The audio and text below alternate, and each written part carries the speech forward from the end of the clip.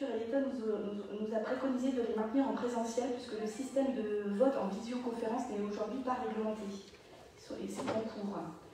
Nous avons donc opté pour du présentiel sans public avec une retransmission en direct live sur la page Facebook de la mairie, même si j'ai cru comprendre qu'il y avait des petits problèmes techniques, mais c'est en train d'être réglé. Nous mettrons la vidéo en replay sur le site de la mairie, évidemment, dès demain. Nous avons veillé au renfort des protocoles sanitaires permettant la tenue des séances sans risque pour les élus et les agents. Nous avons également demandé la présence de la police municipale pour prévenir d'autres risques. Pour respecter les distances entre les élus, nous avons invité certains membres d'entre eux à ne pas venir ce soir, notamment ceux qui ne portaient pas de délibération, et je les en remercie fortement, ce qui nous a permis d'être impartables et d'être très espacés. Chacun, bien sûr, étant libre de venir ou pas, il n'y avait pas d'injonction, évidemment. Et je les remercie encore. Ils peuvent suivre sur le direct live, mais pas participer. Et c'est pour ça que nous nous engageons à pouvoir faire le prochain conseil d'arrondissement, si les réglementations le permettent, évidemment, en visioconférence pour que tout le monde puisse participer à son aise. Je tiens à signaler que Mme Frémillot est actuellement en conseil d'école en visioconférence dans une salle de la mairie et qu'elle nous rejoindra en cours de séance. Avant d'ouvrir la séance, donc on recense les pouvoirs. Nous avons 1, 2, 3, 4, 5, 6, 7 pouvoirs. Nous serons 26 votants sur 27. Vous avez trouvé sur votre table tout ce qu'il vous fallait normalement, des masques jetables. Et si vous avez besoin de gel hydroalcoolique, n'hésitez pas à nous en réclamer de nouveau. Il y en avait à l'entrée. Nous voulons que les gestes barrières soient bien respectés. L'ordre du jour aujourd'hui comprend 24 projets de délibération. L'ordre du jour pourrait être un petit peu bousculé par l'arrivée de Mme Frémillot et aussi par une délibération que nous avons, celle sur le PLUH, que nous avons remontée juste après la délibération sur le groupe là-bas, puisqu'elles sont concomitantes finalement. Je vous propose, avant d'oublier, de commencer par l'approbation des procès-verbaux des 2 dernières séances, puisque la dernière fois nous n'avons pas approuvé le procès-verbal de la séance précédente. Donc ils ont été modifiés en fonction des retours respectifs de chacun. Donc j'espère que cette fois il n'y a pas de soucis. Est-ce qu'il y a des observations ou des remarques sur ces procès-verbaux des séances du conseil d'arrondissement précédentes? Donc je soumets au vote le PV de la séance du 23 juillet. Qui est contre? Qui s'abstient? Le procès-verbal est donc accepté. Et pour celui du 15 septembre, est-ce qu'il y a des remarques? Qui est contre? Qui s'abstient? Donc ce deuxième procès est également validé. Nous pouvons commencer le... Oui, Madame Malou. Oui, Madame le maire, je vous remercie de me donner la parole. Je souhaitais quand même vous remercier pour vos propos introductifs parce que vous comprendrez bien que la plupart de nos concitoyens comprennent assez mal qu'on puisse être réunis ici dans cette salle à plus de 25 personnes, alors que pour un mariage, on leur dit de ne pas être plus de 6 personnes. Donc c'est vrai qu'un certain nombre d'entre eux peuvent se poser la question, pourquoi les élus auraient-ils des droits qu'eux n'ont pas? Et je pense aussi à tous ceux qui sont dans la souffrance en ce moment parce que le commerce est fermé, parce qu'ils ne vont pas travailler, etc. Et c'est vrai que c'est toujours un petit peu compliqué, je trouve, d'être en décalage par rapport à ce qui est la norme et ce qui est la loi demandée par le gouvernement. Vous avez expliqué quelles ont été les raisons, je vous en remercie, mais ça, voilà, je pense que c'était bien d'expliquer aux personnes parce que c'est quand même un peu incompréhensible pour le citoyen de comprendre ceci. Je vous remercie. Alors, je vais rajouter juste encore un petit point. C'est vrai que le Sénat et l'Assemblée nationale sont au travail aussi. Que quelque part, c'est notre responsabilité de faire avancer les institutions, même si effectivement nous sommes plus nombreux que 6 aujourd'hui dans cette salle des mariages. Le service public est aujourd'hui ouvert. Il y a eu aussi une volonté de maintenir les services publics. Tous les matins, le personnel de la mairie s'affaire dans les crèches et les écoles pour que, on va dire, notre pays continue à fonctionner, même si le confinement doit être strict et respecté, attention. Donc voilà, c'est beaucoup de contradictions aujourd'hui, on se devait d'être là en présentiel, et comme je ne veux pas le promettre à 200%, comme on dit, mais je ferai tout ce qui est en mon pouvoir pour mettre la visioconférence en place pour le prochain conseil d'arrondissement. Dans Nous allons passer donc à la première délibération, qui est la désignation des représentants du conseil d'arrondissement dans les organes extérieurs pour le mandat 2020-2021. Donc il convient de procéder à la désignation des représentants du conseil d'arrondissement au sein des organismes extérieurs. Vous avez eu la liste, mais je vais me permettre quand même de la reprendre justement pour les personnes qui sont en visio rapidement. Donc, donc il s'agit de structures du 9e arrondissement dans lesquelles nos conseillers vont siéger. Donc, il s'agit du pôle 9, il s'agit de Marie Alcover, d'Adrien Drioli, pour la MJC du Cher, Lisa Mombré, Adrien Drioli, pour la maison de l'enfance de Saint-Rambert, Johan Paris, Marie Alcover, pour la maison de l'enfance de la Duchère, Johan Paris, Marion Crétinon, pour le centre social de Chambert, Marie Alcover, pour le centre social de la Sauvegarde, Marie Alcover, Antoine Jaubert, pour le centre social du Cher Plateau, Johan Paris, Marie Alcover, pour le centre social culturel Pierre Augier, Quentin Carpentier, Lisa Mondré, pour le PIMS, Sylvie Frémillot, pour l'association régionale des infirmes moteurs cérébraux, Amaya Saint-Louise, Guillaume Le Bouquet, Amaya Saint-Louise, le foyer Clairefontaine, Bastien Musset, l'Institut des jeunes aveugles et primes verts, Amaya Saint-Louise, l'EHPAD résidence Jean Zay, Marion Crétinon, l'EHPAD résidence de la Sauvegarde, Sylvie Frémillot, et l'EHPAD des balcons de l'île Barbe, Élie Portier. Y a-t-il des questions? Oui, Madame Moreno. Oui, Madame la maire, j'interviens sur ce dossier parce qu'il est de tout temps, de toute éternité, depuis qu'il y a les arrondissements dans la ville de Lyon, depuis qu'il y a les représentants dans ces établissements, il y a toujours eu des élus d'opposition qui étaient dans ces établissements. Notamment, je pense au MJC, aux centres sociaux, où il y a 2 représentants, et il y avait généralement un élu d'opposition et un élu de la majorité. Donc je suis étonnée qu'il n'y ait pas eu de proposition faite à notre groupe. Je trouve qu'à l'époque, nous parlons beaucoup de participation, de démocratie, d'écouter les habitants. Je trouve regrettable que les élus que nous sommes et qui représentons quand même un certain nombre d'habitants ne soyons pas impliqués dans ce type de choses. Alors c'est vrai que c'est un choix que nous avons fait. Il nous semblait effectivement assez incongru de demander à l'opposition de porter des décisions de la majorité dans les organismes extérieurs. Votre remarque sur le fait que parfois il y avait 2 personnes peut-être entendues, mais effectivement, après moi je suis peut-être mal renseignée, mais au mandat précédent,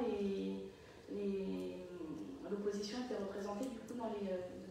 Alors, au mandat précédent, nous avions par exemple M. Verdier à la MJC de Saint-Rambert, nous avions Mme Madeleine à la MJC de la Duchère, nous avions M. Verdier au centre social du Cher Plateau.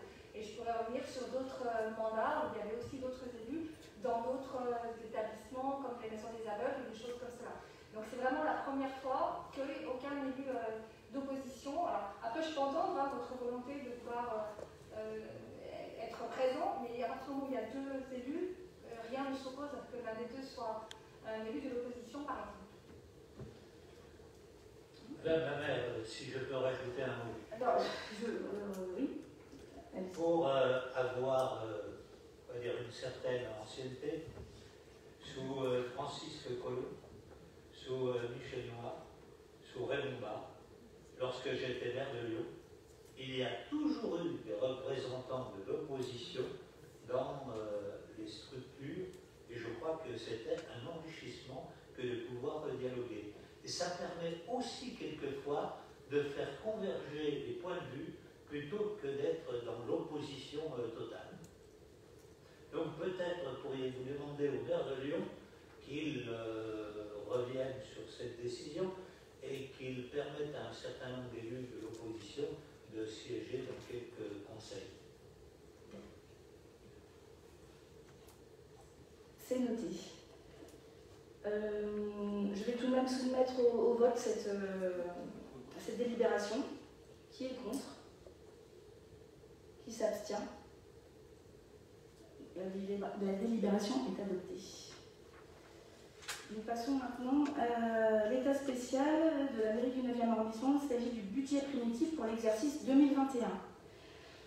Dans le conseil d'arrondissement du 15 septembre 2020 et donc le conseil municipal du 28 septembre 2020 se sont prononcés favorablement pour le montant global des dotations aux arrondissements ont doté des modalités de répartition de ces sommes entre les 9 arrondissements pour l'exercice budgétaire 2021.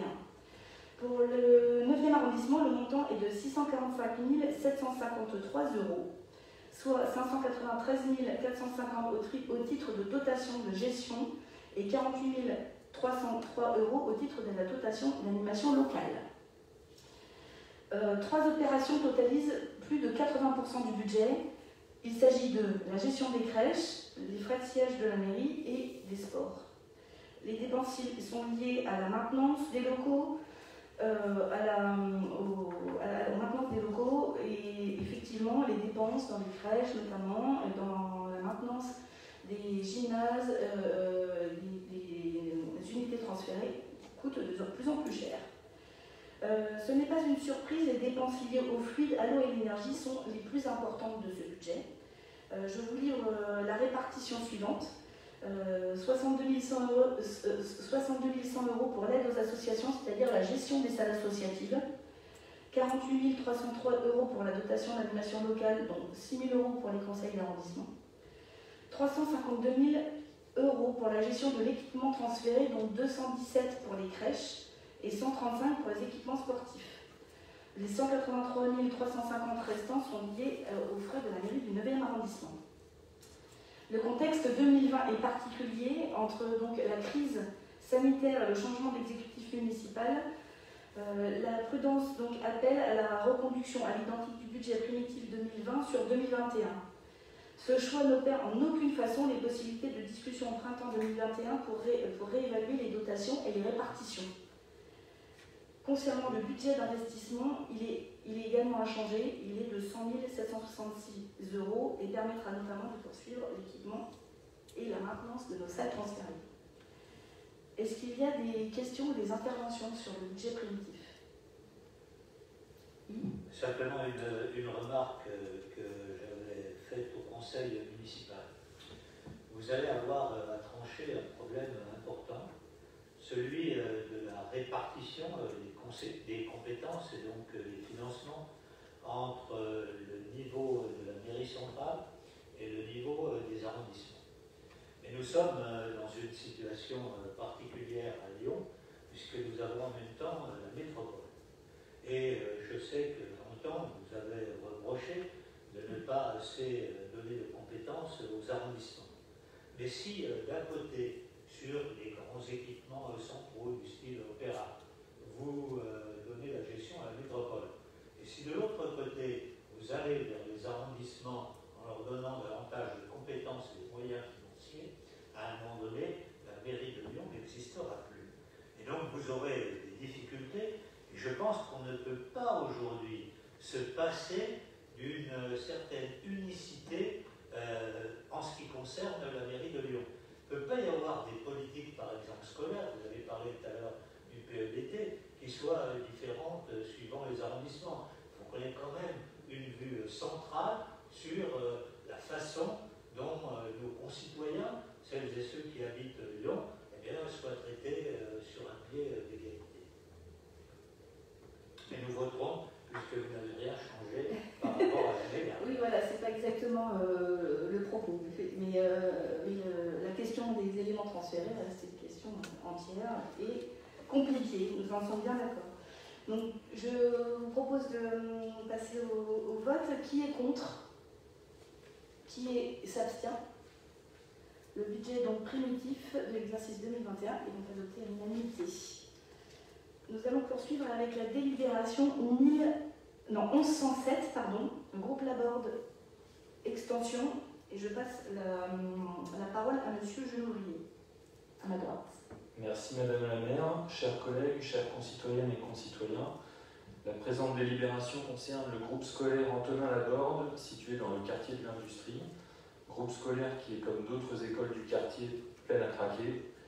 Cette école a déjà mis en place 2 classes supplémentaires, l'une en remplaçant la salle d'informatique par une classe et l'autre en installant un bâtiment modulaire dans la cour à la dernière rentrée.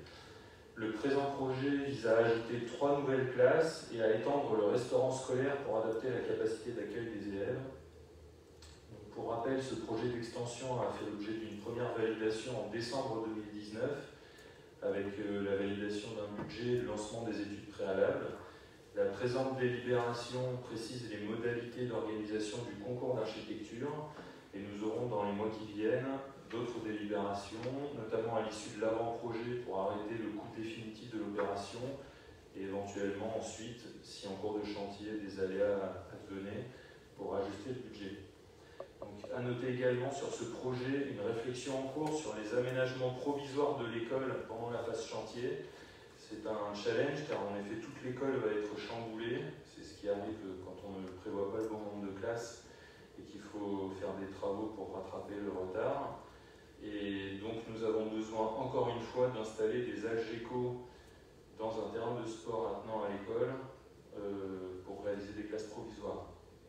Donc ce sujet sera abordé en détail avec la délibération à suivre présentée par Madame Brullier. En ce qui concerne la présente délibération, je propose au Conseil de l'approuver. Oui, monsieur Colomb. Oui, j'avais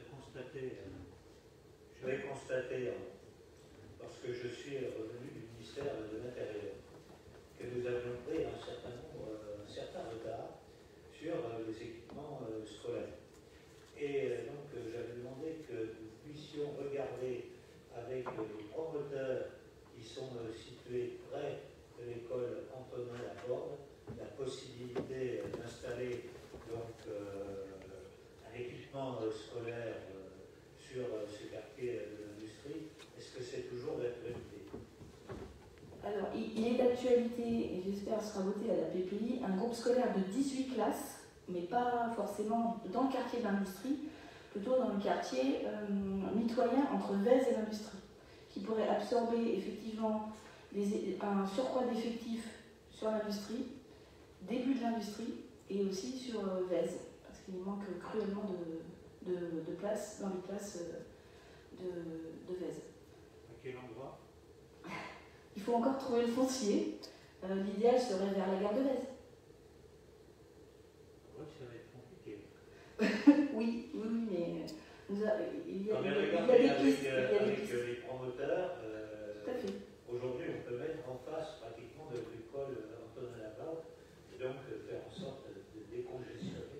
Alors, le foncier, effectivement, rue Mangini, dont vous faites référence, ne suffirait pas ne serait pas une fin en soi. Il faut de toute façon, ça pourrait désengorger, effectivement, ça pourrait aider à construire quelques classes supplémentaires, mais avec la contrainte de reconstruire un restaurant scolaire, alors que l'idée, ce serait plutôt de construire un vrai groupe scolaire avec un seul restaurant scolaire qui puisse absorber les 18 classes et qui soit géographiquement placé à un endroit plus stratégique en fait, que de construire un deuxième groupe scolaire dans la rue adjacente Antonin Laborde. Ça va être compliqué. Allez, on y croit. Allez. Je vous propose, de toute façon, on parle du conseil de ces 3 classes qui étaient, comme vous dites, dans les tuyaux. Est-ce que nous passons au vote?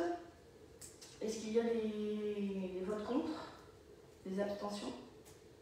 Cette délibération est votée à l'unanimité. Donc, nous allons passer à la délibération 12-14, qui n'était pas prévue dans cet ordre, qui va être présentée par Pauline Brugillan et qui est liée au plan d'urbanisme et notamment à cette extension d'école. Merci Madame la maire. Chers collègues, chers habitantes et habitants en ligne, je suis chargée aujourd'hui de vous présenter la délibération 12-14. Elle concerne la modification numéro 2 du PLUH. Le PLUH, c'est le plan local d'urbanisme et d'habitat. Il régit toutes les règles de construction pour la métropole. Il a été approuvé le 13 mai 2019 et dans environ tous les 18 mois, la métropole lance une procédure de modification pour éviter de le refaire de fond en comble.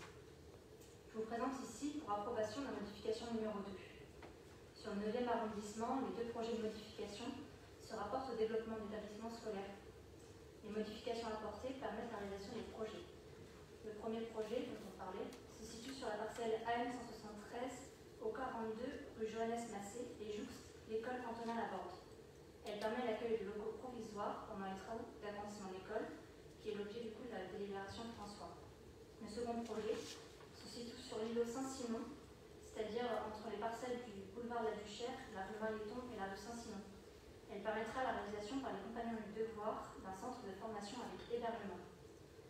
Pour information, une enquête publique aura lieu du 12 novembre au 14 décembre prochain.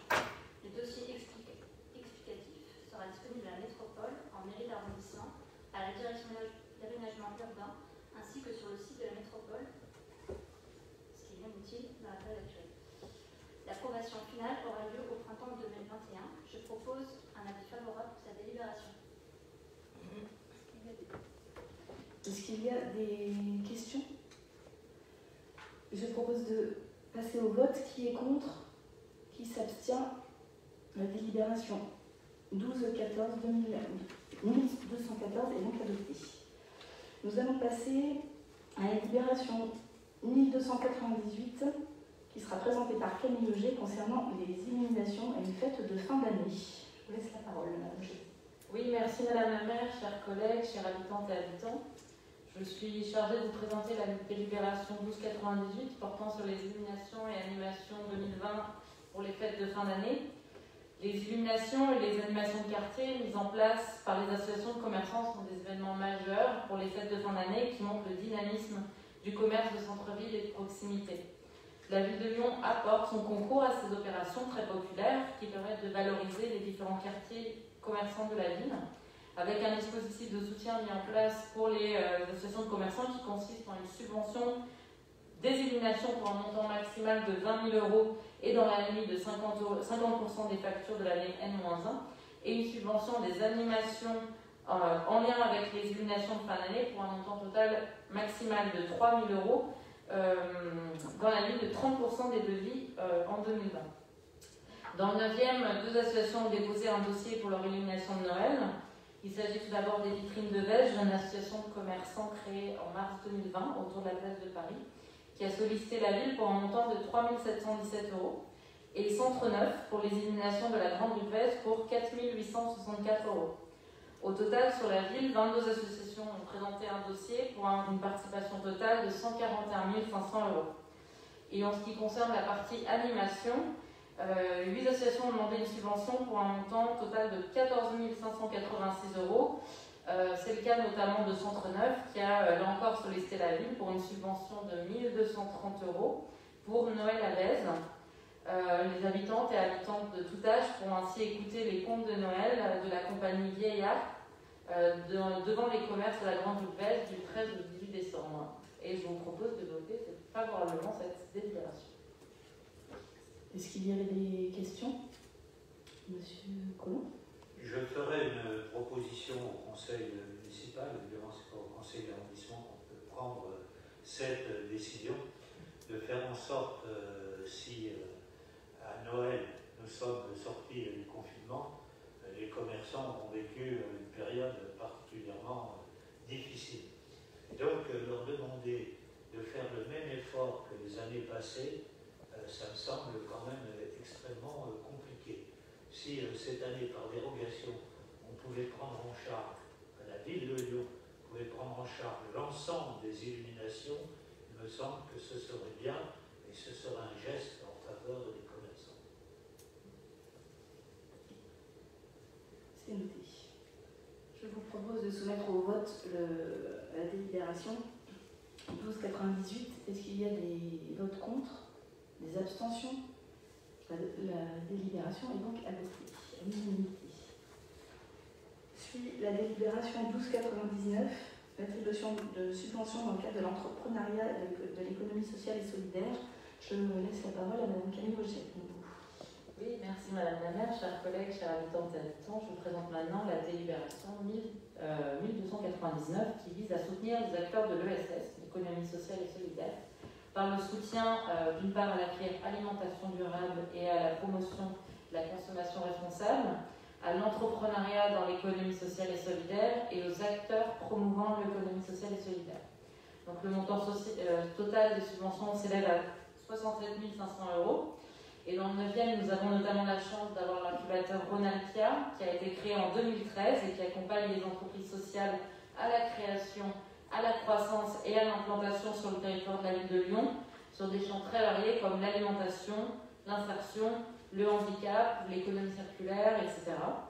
Ronalpia a sollicité une subvention pour un montant de 7 000 € dans le cadre d'un lancement d'un partenariat durable et stratégique avec la ville de Lyon et en partenariat également avec l'incubateur Alter-Incube qui visera à favoriser des échanges entre techniciens des services de la ville, élus et entrepreneurs de l'économie sociale et solidaire, notamment en matière d'achat public et d'innovation sociale, et plus particulièrement à travers l'organisation de 2 événements annuels.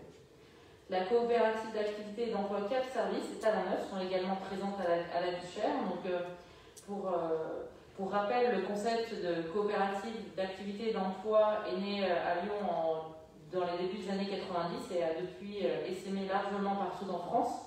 Elle permet de proposer un cadre juridique, économique, social et humain aux porteurs de projets pour leur permettre de tester et développer sereinement leurs entreprises et de bénéficier d'un statut, d'un hébergement juridique et de services mutualisés. Cap Service s'engage fortement pour essaimer le concept de CAE, donc c'est la coopérative d'activité économique sur le territoire lyonnais et rhône-alpin, et accompagne depuis 2007 le développement de Talent Neuf, qui s'inscrit dans le cadre de la politique de la ville sur le quartier de la Duchère. Talent Neuf, initialement destiné aux entrepreneurs de Lyon 9e, a élargi depuis son territoire aux entrepreneurs du territoire lyonnais, vers les entrepreneurs du territoire lyonnais. Et aujourd'hui, Cap Service sollicite la ville de Lyon pour une subvention de 15 000 €. Et enfin, je citerai très rapidement CRAP, qui est une autre coopérative d'activité et d'emploi qui héberge des entrepreneurs dont l'activité est liée à la transformation et la distribution alimentaire et qui compte notamment le traiteur zéro déchet et local Fenot, qui est situé à Rouen. Et je vous propose de voter favorablement cette délibération. Est-ce qu'il y avait des questions, des remarques? Nous procédons donc au vote. Qui est contre? Qui s'abstient? La délibération est donc adoptée à l'unanimité.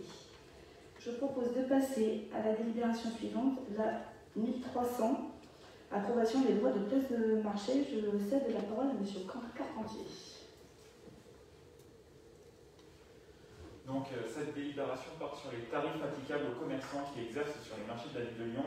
Les commerçants payent ces droits de place soit par abonnement, soit au forfait journalier lorsqu'ils n'ont pas de place fixe attribuée. En 2015, pour l'historique, le conseil municipal avait fixé le principe d'une hausse annuelle de 2% qui a été appliquée jusqu'ici. Compte tenu de la situation économique et sanitaire et surtout dans l'attente d'une révision de la politique des marchés de la ville, il nous semble opportun de maintenir une grille de tarifs pour 2021 qui soit identique à celle de 2020. Voilà, c'est pas plus compliqué que ça. Donc moi je propose de voter favorablement cette délibération. Quelle est votre volonté de réviser les marchés de la ville? Alors, M. Colin, je vous laisse la parole. Alors, vous voulez répondre, M. Carpentier, ou c'est... Alors, je pense qu'on a la chance d'avoir Camille avec nous et qu'elle sera très bien placée pour répondre. Oui, on a décidé en 2021 que 2021 sera un chantier marché. Donc on va remettre à plat notamment le règlement des marchés. L'idée étant de traiter la question des fins de marché, notamment la gestion des déchets, le gaspillage alimentaire. Nous allons également faire un état des lieux des marchés de la ville afin de voir s'il est nécessaire d'en créer des nouveaux. Et je pense notamment à la création de marchés du soir dans chaque arrondissement qui répond à des vraies attentes des besoins des consommateurs. On pense aussi également, et ça a été annoncé aux associations de marché, parce que nous avons fait avec eux une réunion fin septembre ou début octobre. Nous étudions également la mise en place d'un système d'étiquetage des produits pour permettre aux habitantes et habitants de discerner plus facilement les produits soit locaux, soit de saison, soit bio, ou tout ça à la fois. Et nous souhaitons privilégier de manière autant que possible ce type de produits sur le marché. Voilà. Est-ce que vous avez travaillé avec le marché pro? Nous allons travailler avec le marché pro, bien sûr. Le marché pro de Corbeil est un acteur incontournable et on ne pourra pas faire grand-chose, notamment en ce qui concerne la gestion des fonds de marché, sans eux, évidemment. Merci, Madame Auger. Je propose de voter la non, on l'a déjà voté peut-être. On l'a voté, on l'a pas voté? Non, on l'a pas voté, excusez-moi. De voter dans cette délibération. Qui est contre? Qui s'abstient? Donc la délibération 1300 est adoptée à l'unanimité. Nous passons à la délibération 1517 qui est programmation du PEDT 2020-2021, temps scolaire, périscolaire, attribution et ajustement, complément. Je cède la parole à Monsieur Paris. Merci Madame la maire, chers collègues, chers habitantes et habitants. Suite au bouleversement engendré par la Covid-19 dans les programmations du projet éducatif territorial temps scolaire et périscolaire, ce projet de délibération propose d'affecter de nouvelles attributions, d'effectuer des ajustements, notamment le report de projets non réalisés, et d'effectuer des compléments à la programmation du PEDT pour l'année 2020-2021. Premièrement, elle vise donc à permettre la prolongation de la durée d'utilisation de subventions accordées aux coopératives scolaires en 2019-2020 pour la mise en œuvre de projets d'initiative locale, sans changement d'objet, pour un montant de 47 000 €, dont un peu plus de 17 000 € concernent le 9e arrondissement pour 10 projets. On peut citer dans ces projets, par exemple, les projets théâtre, les rencontres chorales à Audrey-Burn, le projet Voyage autour du monde à Hauteur-Valleuse, les projets parcours artistiques et culturels, et les chemins de lecture au Géraldin. Le deuxième point concerne l'ajustement de mise en recouvrement des séjours libres 2019-2020, en lien avec les annulations de séjours prévus de mars à juillet 2020, pour les sommes non engagées au vu du bilan définitif réalisé après retour des coopératives scolaires, pour un montant de 43 341 €. Concernant le 9e, on a une classe découverte au Dahlia qui n'avait pas été effectuée. Enfin, concernant l'attribution de la programmation temps scolaire et périscolaire 2020-2021, les attributions des subventions en soutien aux projets de coopératives scolaires, les projets d'initiative locale.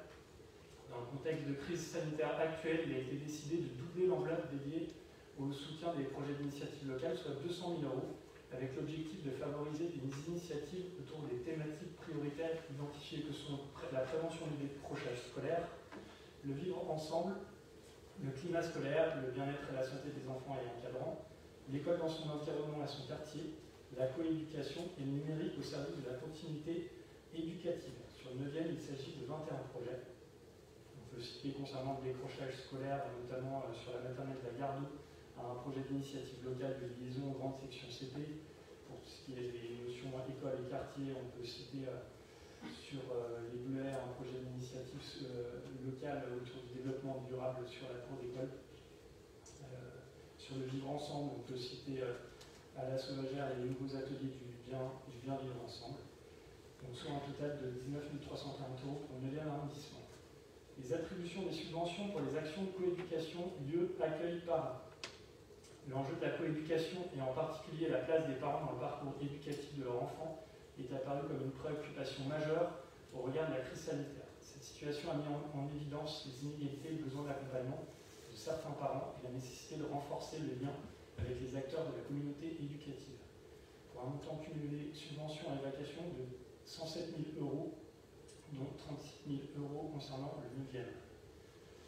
Attribution complémentaire, le numérique au service de la lutte contre les inégalités et prévention du décrochage scolaire. La crise sanitaire et le confinement ont mis en évidence les inégalités sociales, et en particulier la fracture numérique. Ce constat a conduit à un repérage des familles sans moyens numériques et de permettre une dotation de matériel informatique auprès de 380 familles avec l'appui des associations WIFUNG et Emmaüs Connect. Pour cette phase d'accompagnement, une subvention complémentaire de 20 000 € est proposée au soutien du projet porté par l'association Emmaüs Connect pour mettre en place un accompagnement auprès des familles dans l'utilisation des outils informatiques et numériques. 200 familles seront accompagnées sur l'année 2020-2021 dans l'utilisation et les usages éducatifs de ces outils. Par ailleurs, la direction de l'éducation a lancé une expérimentation sur l'année 2019-2020 en lien avec l'éducation nationale et le réseau Canopé. avec le déploiement de tablettes numériques dans 10 écoles lyonnaises et leur utilisation dans le milieu scolaire et périscolaire. Cela a permis d'une part d'identifier le besoin formatif et les moyens à développer en direction des professionnels et d'autre part d'impulser une démarche d'accompagnement des parents à l'usage du numérique éducatif. Il est proposé de poursuivre ce soutien à cette action et son adaptation au vu du contexte actuel porté par le réseau Canopé en lien avec l'éducation nationale et les partenaires du territoire par l'attribution d'une subvention de 10 000 €. L'attribution complémentaire concernant l'accompagnement individualisé de l'association de la Fondation étudiante pour la vie, l'AFEV. Une action spécifique d'accompagnement individualisé sur le plan périscolaire est renouvelée par l'AFEV à destination des enfants du voyage domicilié sur le site de l'habitat adapté sur l'île et scolarisés au sein des écoles Briand et Delorme. Il est proposé de soutenir cette action par l'attribution d'une subvention de 1 500 €. L'attribution complémentaire démarche d'aménagement concerté de cours d'école avec l'association Robin des Villes. Cette démarche est en cours cette année au sein de l'école des Sauvagères dans le 2e arrondissement. Il est aujourd'hui proposé d'inscrire 2 nouveaux projets d'aménagement de cours concertés grâce à l'expertise de l'association Robin des Villes. Ce projet comprend 12 séances tout au long d'une année scolaire avec les enfants et adultes pour créer et animer une démarche de concertation portée par les enfants. Son coût est de 8 000 € par établissement scolaire. Il est proposé aujourd'hui une subvention de 16 000 € à l'association Robin des Villes pour la prise en charge de 2 nouveaux projets sur l'année scolaire 2020-2021. L'attribution complémentaire programme de sensibilisation à la transition écologique dans le cadre des ateliers du mercredi avec la Maison de l'Environnement. Le projet porté par la Maison de l'Environnement consiste à développer des sites d'animation afin de sensibiliser les enfants de 6-11 ans aux enjeux de la transition écologique. L'objectif est de les aider à identifier les solutions de la crise écologique et climatique en s'appuyant sur différents leviers que sont la découverte, l'expérimentation, la mise en débat. Au total, 12 centres d'accueil peuvent être bénéficiaires de ce dispositif. 60 animations sont prévues qui concerneront environ 144 enfants. Pour ce projet, il est proposé au conseil municipal d'accorder une subvention de 16 200 € à la Maison de l'Environnement. Attribution complémentaire, soutien au lancement d'une recherche-action sur le média-jeu et ses effets sur les enjeux de la coéducation et de l'accompagnement à la parentalité, coup de pouce relais. Ceci concerne le projet Je suis le maître du jeu dans plusieurs écoles lyonnaises du 3e arrondissement. Il s'agit de mettre en œuvre des séances d'espace-jeu à l'association sur différents temps, scolaires, périscos, également en soirée avec les enfants, leurs parents, leurs enseignants. La ville de Lyon renforce cette année son soutien au projet à travers des attributions temps scolaire 2020-2021. Dans ce cadre, l'association souhaite initier une recherche-action pour analyser et objectiver les effets d'un espace-temps conjoint parents, enseignants, enfants sur la qualité de la relation entre ces acteurs. Il sera proposé à 10 groupes classes, comprenant enseignants, familles et enfants, de participer à cette recherche menée en partenariat avec l'Institut de psychologie Lyon 2. Cette étude permettra au final d'apporter des enseignements concernant les enjeux de la coéducation qui se situent au cœur du PEDT lyonnais. Afin de soutenir ce projet de recherche, il est proposé au conseil municipal d'attribuer une subvention de 15 000 € à l'association Coup de pouce relais. Et enfin, la modification et ajustement sur la programmation PEDT 2020-2021, temps scolaire et périscolaire, 5 annulations d'attribution doivent être réalisées. Annulation de la subvention internationale d'un montant de 1 000 €, annulation de la subvention AFEV d'accompagnement individualisé AFEV Lyon 3e d'un montant de 2 500 €, montant modifié au regard du projet porté par la structure, annulation de la subvention fréquence école d'un montant de 11 000 €, montant modifié au regard du projet porté par la structure, annulation de la subvention projet Champ Mars MJC Confluence d'un montant de 3 000 €, erreur sur l'arbitraire, et annulation de la subvention Centre social de Gerland, projet question des parents, 500 €. Je propose au Conseil d'approuver cette délibération. Est-ce qu'il y avait des questions, des remarques? Donc la délibération au vote. Est-ce qu'il y a des votes contre? Des abstentions? La délibération 15-17 est donc votée à l'unanimité. Nous allons passer à la délibération 1287, maintien des garanties d'emprunt accordées à la SHLM Solar suite au refinancement d'une partie de cette dette. Je propose à Marie Cabonneau de nous la présenter. Merci Madame la maire. Madame la maire, chers collègues, mesdames, messieurs, la SAHLM Solar sollicite de la ville de Lyon le maintien des garanties d'emprunt qui lui avaient été accordées en date du 16 mai 2011, emprunt dont elle a demandé le refinancement à la Caisse des dépôts et consignations. Cette demande de maintien de garantie, qui porte sur 2 emprunts, est à hauteur de 15% d'un montant total de 1 455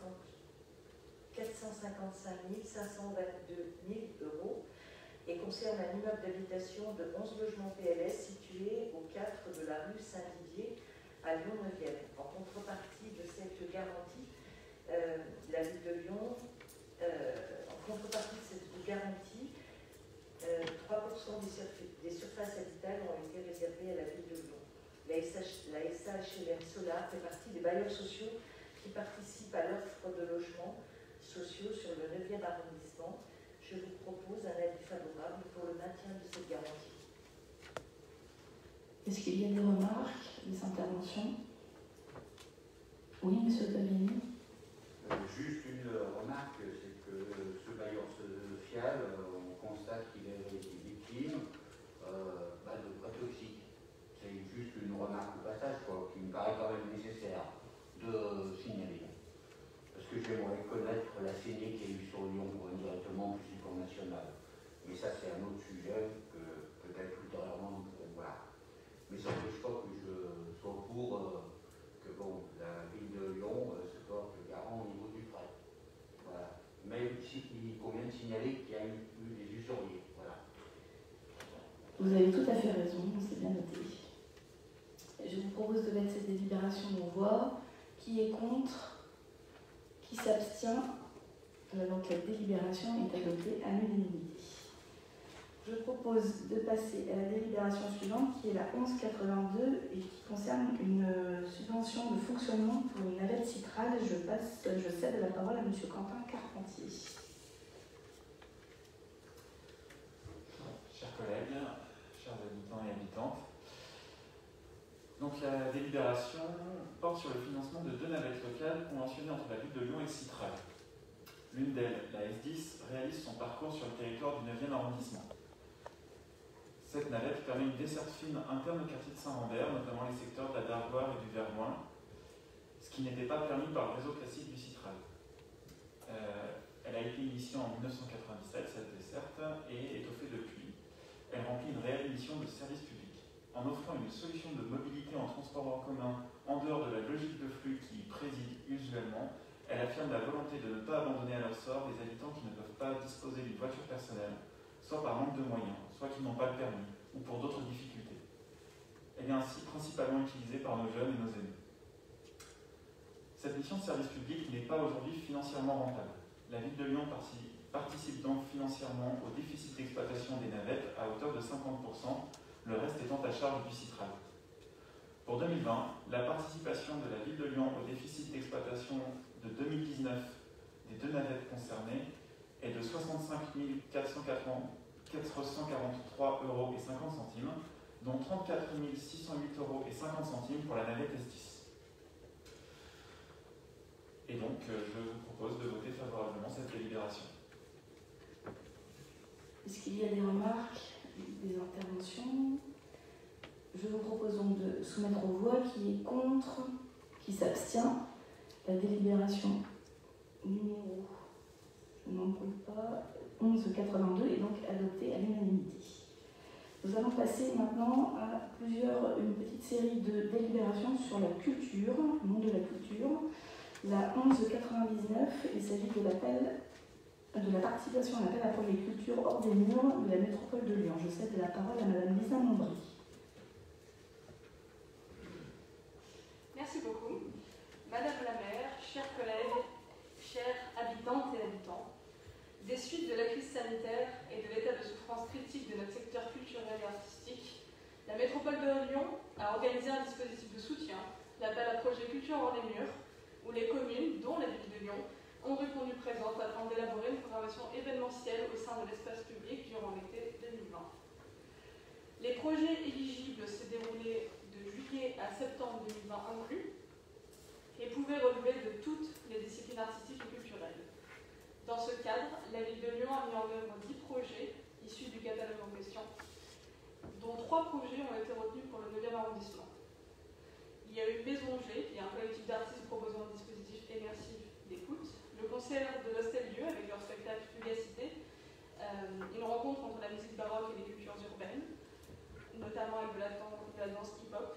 Le théâtre organique, qui est une compagnie de théâtre, qui proposait un spectacle touchant autour de la visibilité des femmes au cinéma. C'est un projet que nous avons commandé dans le cadre des Journées du patrimoine. Et voilà. Le service des événements et leurs agents ont été mobilisés plus que jamais durant l'été et ont répondu présent pour proposer une programmation nouvelle, en plus des formidables événements de tout le monde dehors. Et afin de passer cet été si particulier, ce fut néanmoins un sacré baptême du feu pour le nouvel exécutif. Nous espérons avoir fait du mieux possible pour nos concitoyens et remercions absolument tous les partenaires associés. Le montant global de Culture hors les murs pour la ville de Lyon s'élève au total à 46 191 €, ceci couvrant les différents frais techniques, les sessions de droit et le gardiennage. Et la métropole s'engage à verser à la ville de Lyon une subvention de 80% du montant final, soit au total 36 952,80 €. En raison de l'intérêt que présente cette programmation, je vous propose d'allouer les subventions consécutives à ces manifestations. Ainsi, la convention de subvention ponctuelle entre la ville de Lyon et la métropole est soumise à votre approbation. Est-ce qu'il y a des questions, des interventions? Oui, monsieur Collin. Oui, nous avions voulu que pendant cet été, un certain nombre de manifestations puissent se dérouler malgré les conditions que nous connaissions. Je crois que cela a été un succès et que cela a permis à un certain nombre de Lyonnais de continuer à bénéficier de prestations et d'événements de qualité. Donc nous voterons évidemment ce délibération. Alors je tiens juste à préciser que les trois manifestations dont nous avons voté les subventions sont bien des programmes qui ont été proposés par la nouvelle majorité au courant du mois de septembre, qui faisait suite effectivement à un programme. Je parle de ce qui s'est passé, si vous voulez, pendant l'été et les mois de juillet et les mois d'août. Oui, mais là je vous dis juste que là les subventions, enfin la délibération dont nous parlons, porte sur des projets qui ont vu le jour en septembre. C'est juste pour préciser. Alors, je mets donc au vote cette délibération. Qui est contre? Qui s'abstient? La délibération est donc votée à l'unanimité. Nous allons passer à la délibération 1253. Il s'agit d'attribution de subventions pour le fonctionnement exceptionnel dans le cadre du fonds d'urgence, le secteur culture. Madame Mandré, c'est à vous. Oui, alors, mes chers collègues et chers habitants et habitants, la crise sanitaire dont nous parlons encore aujourd'hui pour la culture, née de la pandémie Covid-19, a touché le secteur culturel de notre pays de manière lourde et durable. L'arrêt brutal de l'activité en mars, et malheureusement encore aujourd'hui, a généré des difficultés majeures accentuées par les conditions de reprise souvent contraintes et soumises à des normes limitant les activités et les capacités d'accueil des publics. Et aujourd'hui, plus que jamais, l'avenir du secteur culturel dans sa globalité est définitivement incertain.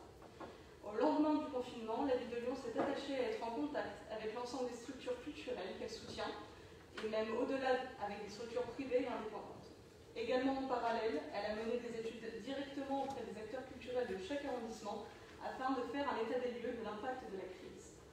Il en est ressorti une grande réactivité pour gérer une situation inédite, mais aussi une grande inquiétude pour l'avenir et une multitude de situations financières très particulières. Et au vu de l'urgence de la situation et conformément aux engagements pris lors de la campagne électorale, le nouvel exécutif a mis en œuvre, parmi les premières mesures de son mandat, la création d'un fonds de soutien de 4 millions d'euros au secteur culturel, une création votée lors du conseil municipal du 30 juillet dernier. Il est ainsi acté la mise en ligne d'un dossier à remplir par les personnes morales et physiques, avec un rendu début septembre. Au final, 359 dossiers de demande de soutien ont été déposés auprès de la direction des affaires culturelles dans le cadre de ce fonds d'aide exceptionnel. 225 par des personnes morales et 134 par des personnes physiques, des artistes intermittents ou non. Sur de nombreux dossiers, les services de la DAC ont rappelé les personnes et structures pour les accompagner dans la finalisation de leurs dossiers. Et 16 agents de la ville se sont ainsi mobilisés entre le 11 septembre et le 14 octobre. 182 personnes morales sur 225 et 97 personnes physiques sur 134 ont été retenues comme éligibles. Le principal critère, à savoir de non-éligibilité, a été le fait de ne pas résider ou de ne pas avoir son siège social à Lyon. C'est au final un total de 2 937 647 € que je vous proposerai d'émettre un avis favorable ce soir. Sur les 180 personnes morales, 14 ont leur siège sur le 9e arrondissement. Et celles-ci œuvrent dans de nombreux domaines artistiques différents, du théâtre au chant de la musique actuelle, à la danse et au cinéma. Soit un total de 132 000 € pour le 9e arrondissement, auquel s'ajoutent 9 000 € d'aide directe à 3 artistes, intermittents ou non intermittents, résidant sur le 9e arrondissement et qui ont déposé un dossier. Nous avons Thierry Vallier, qui est artiste, Audric Fumet, qui est musicien, et Françoise Sibert, conférencière. Qu'est-ce que je voulais rajouter quelque chose? Donc, en tout cas, ce soir, je vous propose donc de voter, d'émettre un avis favorable pour ces 2 937 647 €. Nous votons bien sûr, et moi je veux remercier la direction des affaires culturelles qui, depuis le début du confinement, a accompli un travail absolument extraordinaire en rencontrant l'ensemble des acteurs de la ville de Lyon, et donc ce qui a permis de faire en sorte que nous sauvions le tissu local. Il va y avoir sans doute de grandes difficultés pour l'avenir, avec un paradoxe, c'est que moins les gens étaient financés, subventionnés, plus ils avaient effectivement de recettes propres, évidemment, plus ils ont été touchés. Et si je puis dire, c'est d'une certaine manière les plus vertueux qui aujourd'hui sont dans les situations les plus difficiles. Merci. Effectivement, le travail de la PAC a été considérable. Ils ont fait le travail en 1 mois et demi de ce qu'ils font, entre guillemets, en termes d'allocation de subventions sur 1 an. Donc, ils ont rassemblé toutes leurs forces vives pour pouvoir sortir les indemnités au plus vite pour que les acteurs de la culture puissent en bénéficier au plus vite. Et effectivement, le fonds d'urgence de 4 millions € n'a donc pas été distribué en totalité. Il reste, je laisse la parole à Lisa André. C'est ça que j'ai oublié de préciser, voilà. En complément de ces attributions, donc, nous atteignons presque 3 millions d'euros, donc il reste encore un bon million d'euros à utiliser. Donc avec la crise sanitaire qui est évidemment pas terminée, et donc les difficultés qui se rallongent encore et encore. La ville de Lyon propose de bloquer 500 000 € fléchés sur l'exercice de 2021 de la manière suivante. 50 000 € d'adhésion à la ville au GIP Café Culture à partir du 1er janvier 2021. Cela contribue à soutenir l'emploi dans le secteur de la musique actuelle en permettant aux cafés et autres structures de salarier les artistes et musiciens.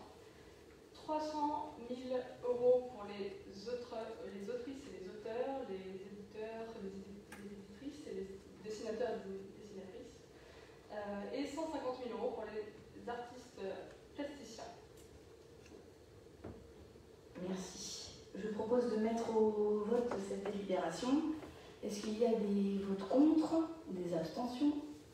Cette délibération est donc adoptée à l'unanimité. La 1253.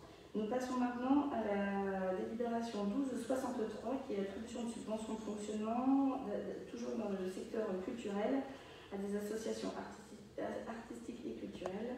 Je vous laisse, Madame André, poursuivre dans votre lancée. Tout à fait. Merci. Alors, la ville de Lyon a approuvé en conseil municipal le 23 novembre 2015 la convention territoriale de Lyon, formalisant les objectifs de solidarité et de réduction des inégalités territoriales sur les territoires lyonnais. Elle s'inscrit ainsi dans le cadre du contrat de ville 2015-2022 de l'agglomération lyonnaise et qui fixe les orientations politiques et stratégiques de l'agglomération pour la réduction des inégalités territoriales et définit la nouvelle géographie prioritaire. Ainsi, la programmation financière 2020 du volet culturel de la politique de la ville, votée au conseil municipal de Lyon du 27 janvier 2020, a attribué des subventions à 35 structures culturelles engagées dans tous les quartiers de Lyon, dont les projets contribuent d'une manière significative aux orientations du volet culture du contrat de ville. Parmi les subventions attribuées, 2 organismes et dispositifs du 9e arrondissement en ont bénéficié. Le centre d'art La Trappe Couleur, récemment installé par la mairie d'arrondissement dans la tour panoramique de la Duchère. avec le projet du pain dur de l'artiste Morgane Desmoreuil et en partenariat avec le Centre social Sauvegarde pour un total de 2500 €. Et enfin, l'association d'éducation populaire, le Pôle 9, avec l'accompagnement du dispositif DEMOS dans le quartier du Birloin pour un montant de 3000 €. Je précise que le projet du pain dur de Morgane Desmoreuil a démarré cette semaine, la semaine dernière, j'ai quelques infos à ce propos. Donc elle a fait un atelier sur 2 jours au sein du Centre social Sauvegarde qui s'est extrêmement bien déroulé. Normalement, il devrait y avoir 3 ateliers prévus dans les locaux de la FED, encore au Centre social Sauvegarde et au sein de la Trois Couleurs. Mais c'était en novembre, alors malheureusement ils sont contraints d'être annulés évidemment, reportés sûrement, donc on verra où ça mènera. En tout cas, il y a de très très bons retours, autant au niveau des habitants que du Centre social qui a été ravi d'accueillir cet artiste. Et on espère pouvoir voir la suite de ce projet. Et donc voilà, pour ces informations. Donc les subventions issues du Fonds d'intervention culturelle, le FIC, représentent au total un montant de 8500 € en tout pour l'ensemble de la ville de Lyon. Je vous propose de voter favorablement ces subventions. Est-ce qu'il y avait des questions, des interventions? Je vous propose de mettre cette délibération en voix. Qui est contre? Qui s'abstient? La délibération est donc adoptée à l'unanimité. Il reste une dernière délibération dans le champ culturel. Il s'agit de la 1356. Ce sont toujours des attributions de subventions pour 3 associations dans le domaine du théâtre et du cinéma. Je vous laisse la parole, Madame Morel. Merci Madame la maire. Alors, la politique culturelle mise en place par la ville de Lyon encourage évidemment la création et la diffusion artistique. À ce titre, sur l'année 2020, 29 lieux, festivals et compagnies artistiques ont été soutenus lors du conseil municipal du 27 janvier 2020 pour un montant de 776 000 €. 85 compagnies et structures culturelles par décision du 6 mai 2020 pour un montant de 536 800 €. Et enfin, 24 lieux, festivals et compagnies artistiques ont été soutenus lors du conseil municipal du 28 septembre 2020 pour un montant total de 103 500 €.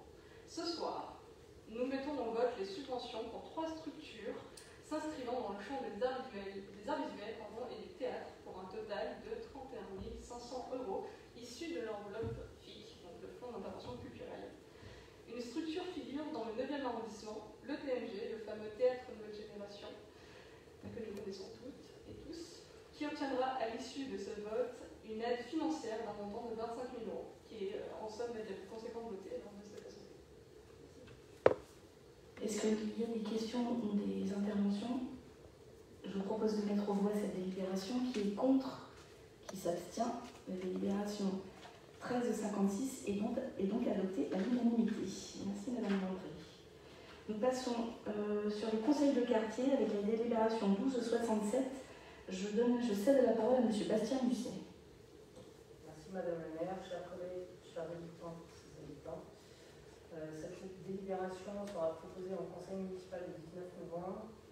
Il s'agit de la révision des périmètres des conseils de quartier des arrondissements de Lyon. Concernant le 9e arrondissement, il n'a pas été jugé utile de modifier pour l'instant ces périmètres. Cela a été vu avec les représentants du conseil de quartier. Seul le parcours rue Johannes Perrier plutôt que la rue Félix Mangini a été choisi entre les limites du conseil du quartier Les Industries Roche-Clermont et Saint-André-du-Barbe. Il sera cependant possible de rediscuter des périmètres plus tard si un besoin s'en fait sentir. Je vous propose donc d'adopter cette délibération. Est-ce qu'il y a des questions, des interventions? On va s'abstenir pour le moment. D'accord. Donc je mets la délibération aux voix. Qui est contre? Donc 2 abstentions, si j'ai bien compris. Enfin 3, puisqu'il y a un pouvoir. Et voilà, donc la délibération est donc adoptée. Je vous propose de passer à la délibération 1231. Il s'agit de l'attribution de subventions fonctionnant aux associations d'anciens combattants et je laisse la parole à Mme Amaya Saint-Louise. Merci Madame la maire. Chers collègues, chers habitantes et habitants, les associations d'anciens combattants ont plusieurs missions. Soutenir l'organisation de cérémonies commémoratives, maintenir le lien de camaraderie, d'amitié et de solidarité entre ceux qui ont participé à la défense de la patrie, transmettre aux jeunes générations également le devoir de mémoire. Elles assurent aussi aide et soutien aux compagnons en difficulté. Et on a un rôle important afin de représenter auprès des corps publics, militaires et civils. Pour permettre à ces associations de poursuivre leurs activités, la commission Solidarité, Vie des aînés, Droit et Égalité, Santé et Prévention ont voté au conseil municipal de Lyon du 2 novembre 2020 l'attribution des subventions à 20 associations engagées dans tout Lyon et Villeurbanne, dont 2 ont leur siège. Parmi les bénéficiaires des subventions attribuées, 2 associations du 9e arrondissement. Il s'agit de la Fédération nationale des rapatriés, délégation de Rhône, à qui il est attribué 800 € en budget de fonctionnement. Il y a aussi l'Union nationale des combattants, section Lyon-Ouest, ayant leur siège centre social de la sauvegarde. Il leur est attribué 600 € en budget de fonctionnement. Pour information, les sommes versées sur l'ensemble des associations vont de 4 500 à 300 €. L'opération représente 600 € de subvention pour le 9e arrondissement. Si ces dispositions recueillent vos agréments, je vous propose, mesdames, messieurs, d'adopter les décisions suivantes. Les subventions de fonctionnement pour un montant global de 27 480 € sont allouées aux associations précisées et réparties conformément au tableau qui m'a été transmis avec la délibération.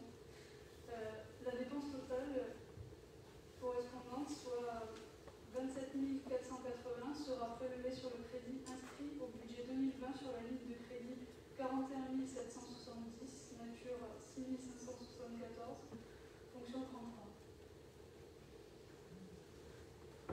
Est-ce qu'il y a des questions, des interventions? Je vous propose de soumettre au vote cette délibération. Est-ce qu'il y a des votes contre, d'abstention? Donc la délibération 12-31 est donc adoptée à l'unanimité. Nous passons toujours avec Madame Saint-Louise à la délibération 12-56 qui est l'attribution de subvention au titre de la promotion des droits et des égalités. Merci Madame la maire. En effet, la ville de Lyon s'engage fortement dans la promotion de l'égalité dans l'accès aux droits pour toutes et tous, en intégrant à l'ensemble de sa politique la lutte contre toute forme de discrimination. Elle soutient à ce titre les associations qui s'impliquent avec elle pour proposer un ensemble d'approches conférant à chaque personne la pleine étendue de ses droits. Pour permettre à ces associations de poursuivre leurs activités, les commissions Solidarité, Vie des aînés, Droit et Égalité, Santé et Prévention ont voté au conseil municipal de Lyon du 2 novembre 2020 l'attribution de subventions à 38 associations. Cette attribution était répartie en 3 axes d'intervention. Il y a l'égalité femmes-hommes, couples et familles, à qui on attribue en tout 16 000 € répartis à 10 associations. Il y a lutte contre les discriminations et droits des citoyens, à qui on attribue en tout 23 500 € répartis sur 6 associations. Puis l'accessibilité et le handicap, à qui on attribue 32 700 € répartis sur 22 associations. Parmi les bénéficiaires des subventions attribuées, 4 associations sont du 9e arrondissement. Il s'agit du lien théâtre, qui se trouve à la MJC du Cher, à qui on attribue 2 500 €. Les arpenteurs, à qui on attribue 1 500 €. Le collectif des Flous Furieux, à qui on attribue 1 000 €. Et l'association FIDEF, la Fondation et Insertion pour déficients visuels, à qui on attribue 1 000 €. Pour information, les sommes versées dans l'ensemble vont de 8 000 à 600 €. L'opération représente 6 000 € de subvention pour le 9e arrondissement. Et si ces dispositions recueillent votre agrément, je vous propose, mesdames et messieurs, d'adopter les décisions suivantes. Les subventions de fonctionnement pour un montant total de 72 200 € sont allouées aux associations précitées, ainsi que celles présentes dans le tableau lié à la délibération. Et la dépense en résultant, soit 72 200 €, sera prélevée sur le crédit inscrit au budget de l'exercice en cours, nature 6 574, fonction 520, programme DGD, opération égale CD, handicap, égale famille. Est-ce S'il y a des questions ou des interventions, je propose de mettre cette délibération aux voix. Qui est contre? Qui s'abstient? La délibération 1258 est donc adoptée à l'unanimité.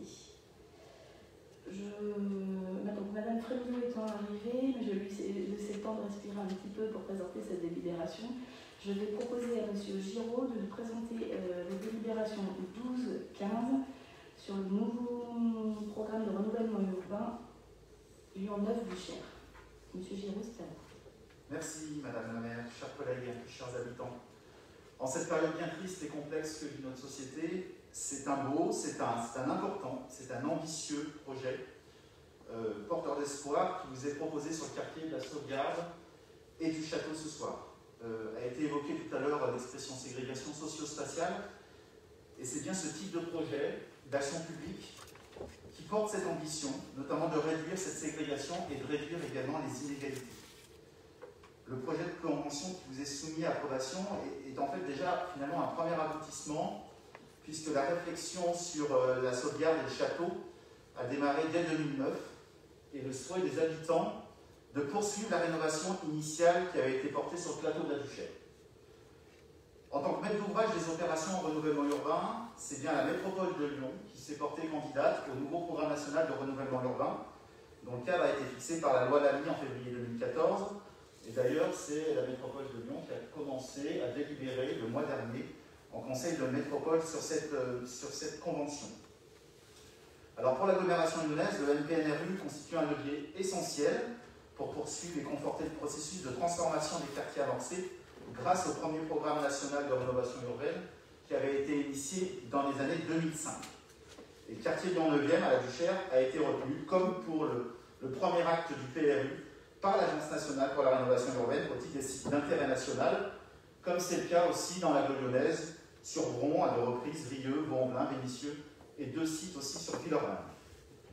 Donc en fait, sans attendre la signature de cette convention, évidemment, des étapes ont déjà été franchies. Et il est rendu possible aux collectivités de pouvoir définir justement, à travers des protocoles dits de préfiguration, des actions à engager immédiatement. Et c'est notamment le cas, puisque lorsque vous allez en ce moment sur la sauvegarde, les barres 520 et 530 ont été démolies.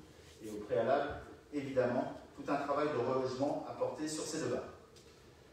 La convention 4 du NPNRU de la métropole, donc approuvée le 23 septembre 2019, constitue donc ce cadre de référence des conventions pluriannuelles de renouvellement. Et d'autres conventions pluriannuelles de renouvellement urbain de quartier propres à chacun des sites présentent chaque projet d'ensemble avec des objectifs en général à l'horizon 2030 et listent les opérations et engagements des partenaires dans la ville de Lyon. Ce qu'il faut savoir, c'est qu'entre-temps, à l'horizon d'ici 2030, il peut y avoir ce que l'on appelle des clauses de revoyure de projet. Donc la présente délibération concerne à ce titre 2 secteurs du quartier de la Duchère. On les a indiqués, la sauvegarde et le château. Alors sans refaire l'histoire comme indiqué dans ce rapport, il faut bien se dire que la question du quartier de la Duchère a été un quartier touché par la crise des grands ensembles dans les années 80, et c'est bien pour sortir le quartier de ces difficultés qu'un ensemble de partenaires ont travaillé au premier PRU, projet de rénovation urbaine, en 2005, qui va s'achever en 2021 avec les dernières livraisons de programmes d'habitat économique, principalement évidemment situés sur le plateau, des opérations d'habitat, des plots d'immeubles qui regardent le parc du Vallon, et également des actions économiques autour notamment de la tour panoramique. Donc ça a été un projet ambitieux, puisqu'il a porté sur 66 millions d'euros à construire toute une série d'équipements sur le plateau.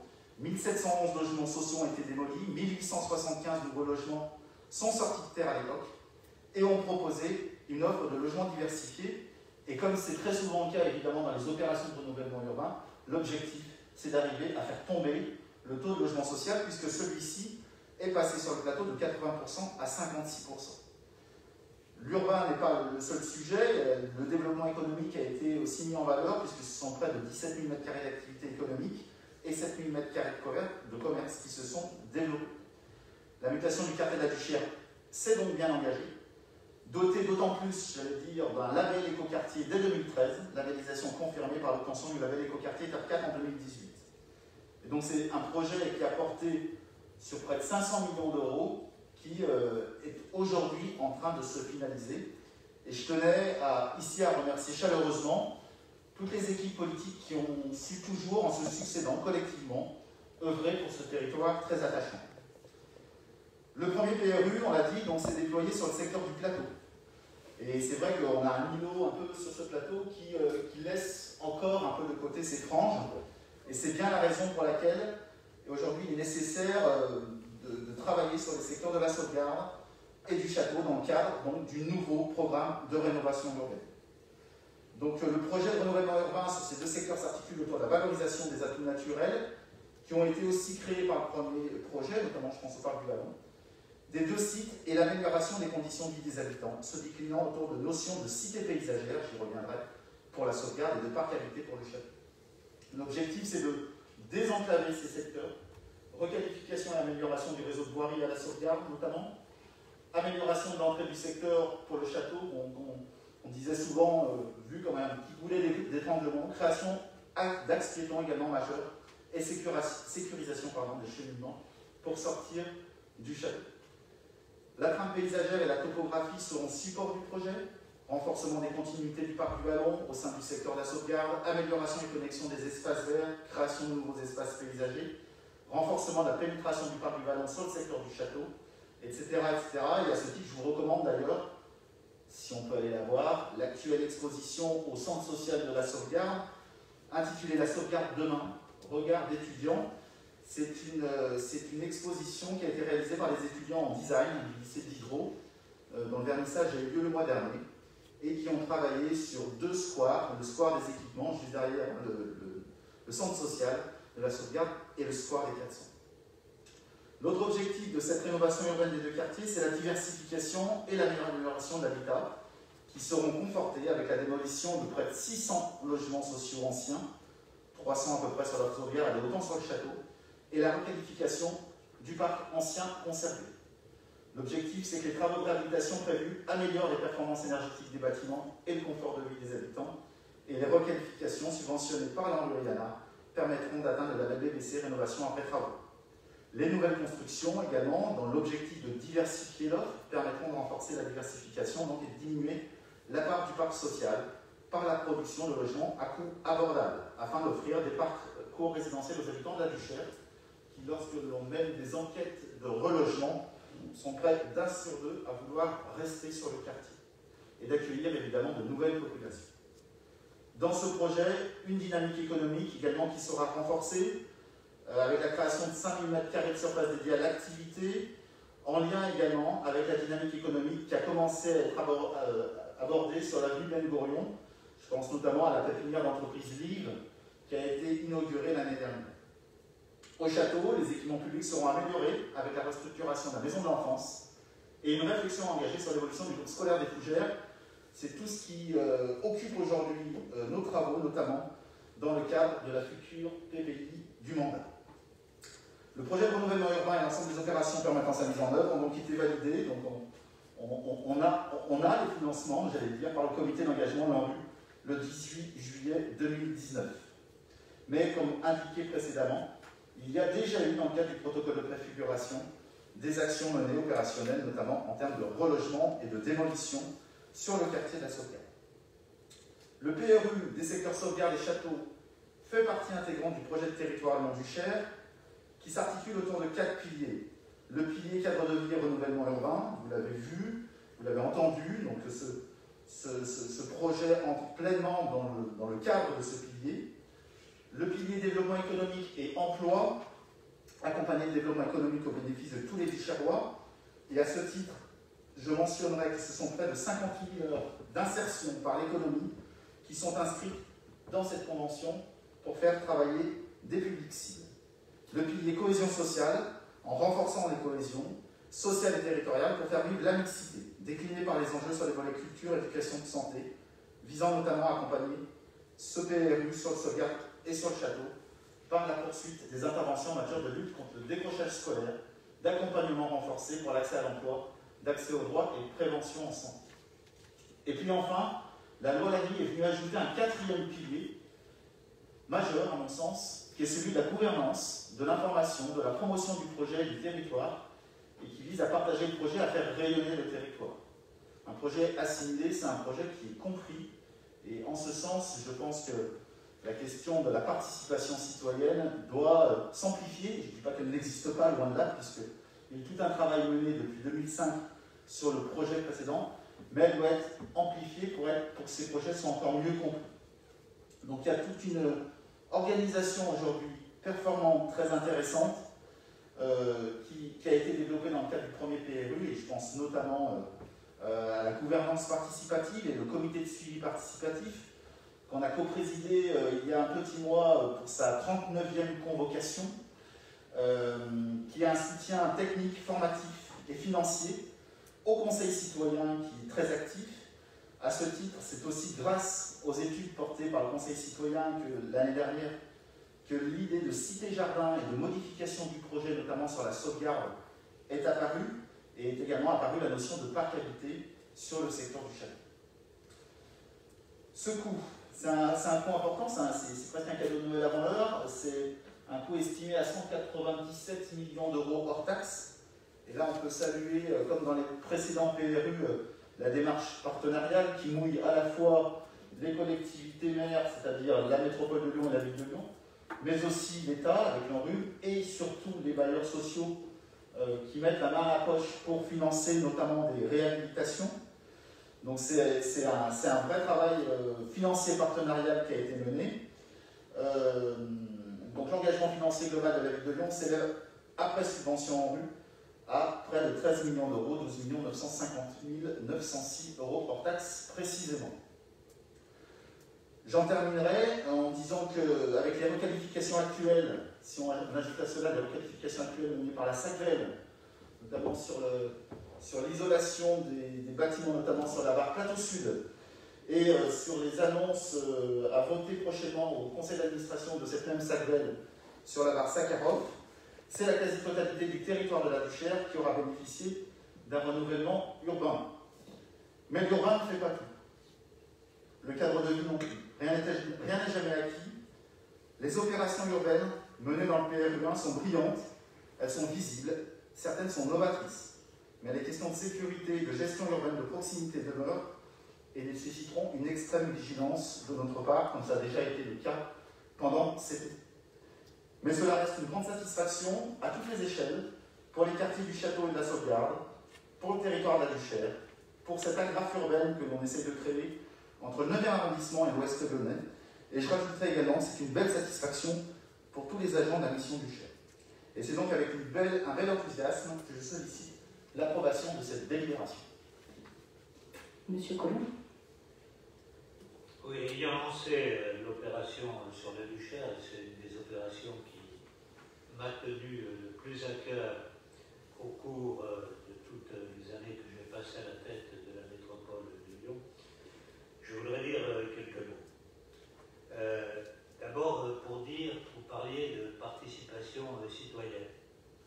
Il faut avoir une vision et pas se contenter simplement de recueillir les avis.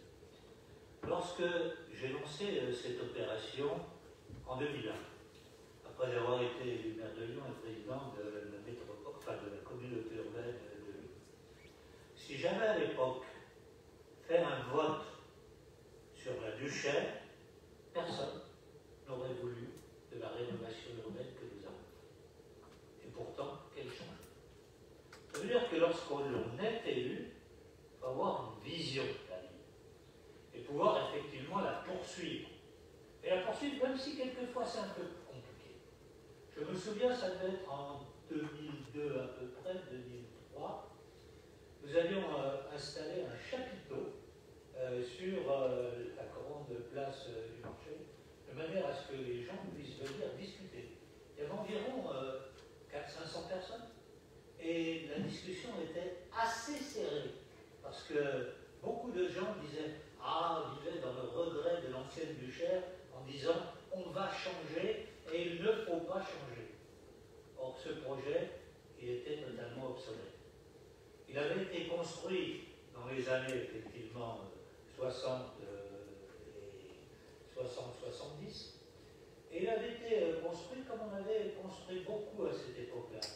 pourquoi avait-il fallu beaucoup construire?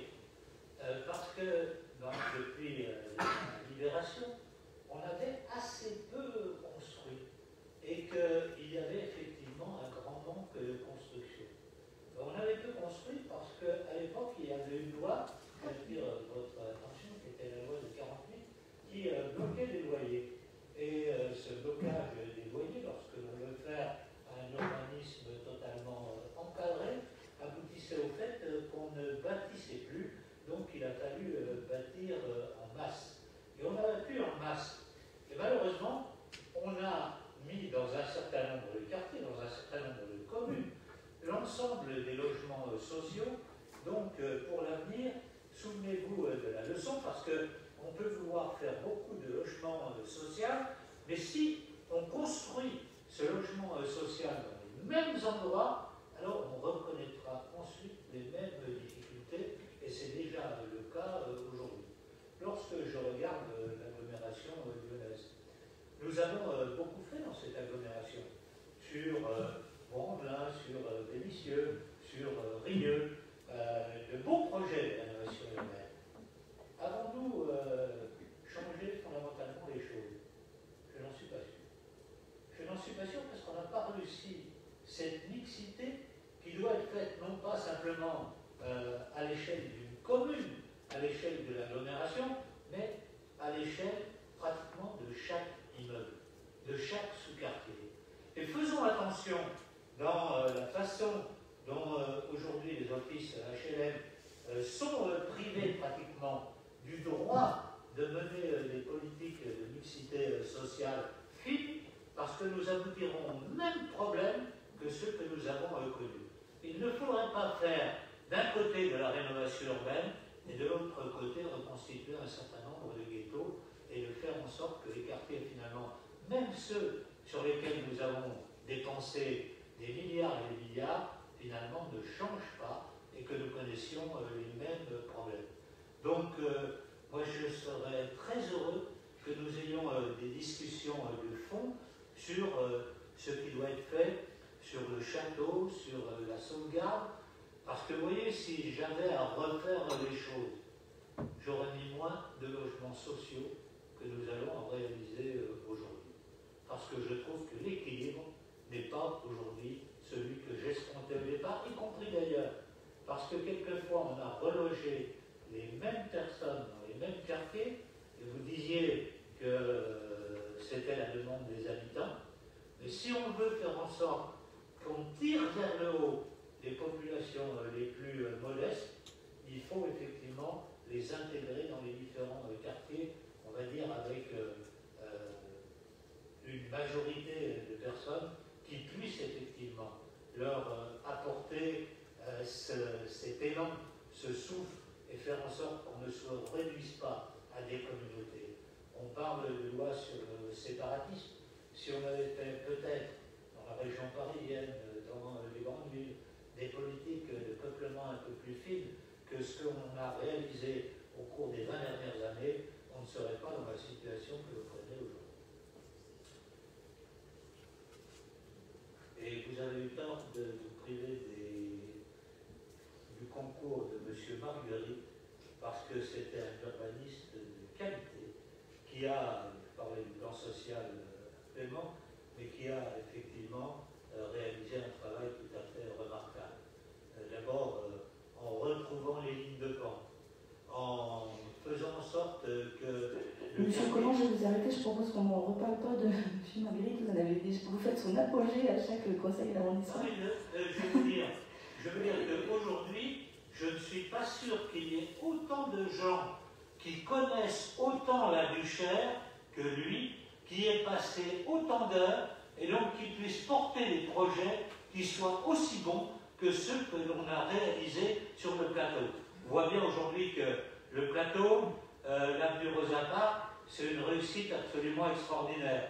Faisons attention que sur la sauvegarde et sur le château, on ne fasse pas des choses qui soient moins bonnes que ce que l'on a réalisé jusqu'à aujourd'hui. Alors, ça reste encore une fois, sans vouloir dénigrer M. Marguerite, ça reste votre avis. Il y a un nouvel architecte qui a été voilà, Ouvéron, et l'avenue Rosa Parks ne fait pas l'unanimité, sachez-le, le centre de l'avenue avec une végétalisation et une minéralisation qui n'est pas forcément accessible ne fait pas l'unanimité, vous voyez, donc voilà, tout le monde n'a pas exactement votre avis sur la question.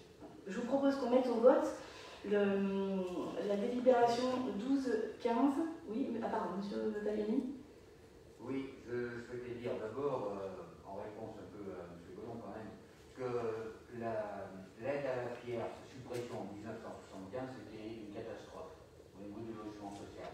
Ça, c'est la première chose. Oui, non, mais que c'est assigné, il faut quand même dire les choses telles quelles pour comprendre un peu mieux la situation. Ensuite, bon, tout à l'heure, il y a quand même un petit mot qui m'a dérangé, c'est la crise des grands ensembles. Je ne dirais pas la crise des grands ensembles. Il faut voir quand ça a été signalé, ce mot. Ça a été signalé à partir des années 80, mais c'est en réalité la crise économique, la crise de l'emploi. Pour appeler un chat, pour rester dans la sémantique. Moi, personnellement, c'est quelque chose qui me fait extrêmement à cœur. Ça, je tiens à vous le signaler. Ensuite, de l'autre côté, je dirais, il y a nécessité de réalité, il y a nécessité de voir les choses autrement. Mais mettons-nous aussi à la place de la population. C'était dit, à juste titre, on voit comme par hasard à Milieu, on voit au Minguet, on voit à la Buchère, mais c'est des plateaux. Je tiens à signaler, c'est des plateaux. Comment les gens peuvent-ils ressentir qu'aujourd'hui, on leur dise, ben non, il faut partir, on va détruire ici. Historiquement, on n'avait pas les transports en commun comme aujourd'hui. On ne les avait pas. C'est-à-dire, vous étiez, vous, éloignés, vous étiez, entre guillemets, délocalisés, vous étiez externalisés par rapport au centre de Lyon. Maintenant qu'on met les transports en commun, on met pour de la propriété. Mais essayons d'imaginer les gens ce qu'ils peuvent ressentir, la blessure. Et si on a par exemple certaines fractures et à des moments des mouvements, ben c'est peut-être aussi pour ça, parce qu'il y a une considération de mépris. J'attire votre attention à toutes et à tous là-dessus. Je ne vais pas prendre la parole trop longtemps. Et l'autre point sur lequel je voulais dire, c'est le taux. Bon, une démolition de 600 logements, mais c'est que derrière, ça exige quand même un sacré travail pour compenser. Et pour reprendre l'un des tout premiers propos de M. Gollon tout à l'heure, lorsqu'il a parlé au niveau de l'unicité de Lyon par rapport aux arrondissements, je le rejoins sur l'unicité, oui. Lyon doit avoir une unicité pour le logement. Mais simplement que le premier, le deuxième, le quatrième, le sixième et le septième, construire des logements sociaux ne sera pas possible.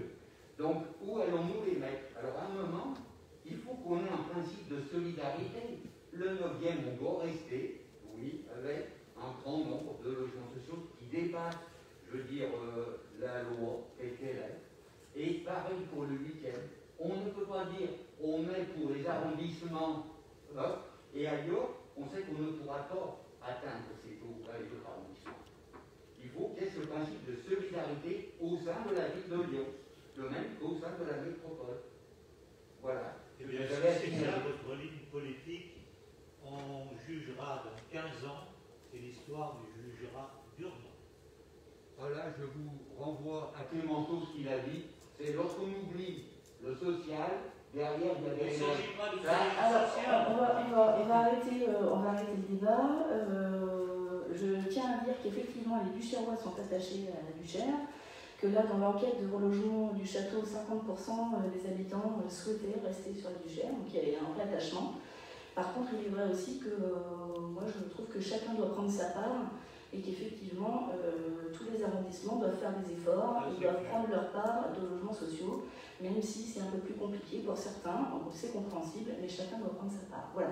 J'aimerais qu'on en reste là-dessus, sur cette délibération, et je la soumets au vote. Est-ce qu'il y a des votes contre, des abstentions? Donc la délibération 12-15 est donc adoptée à l'unanimité.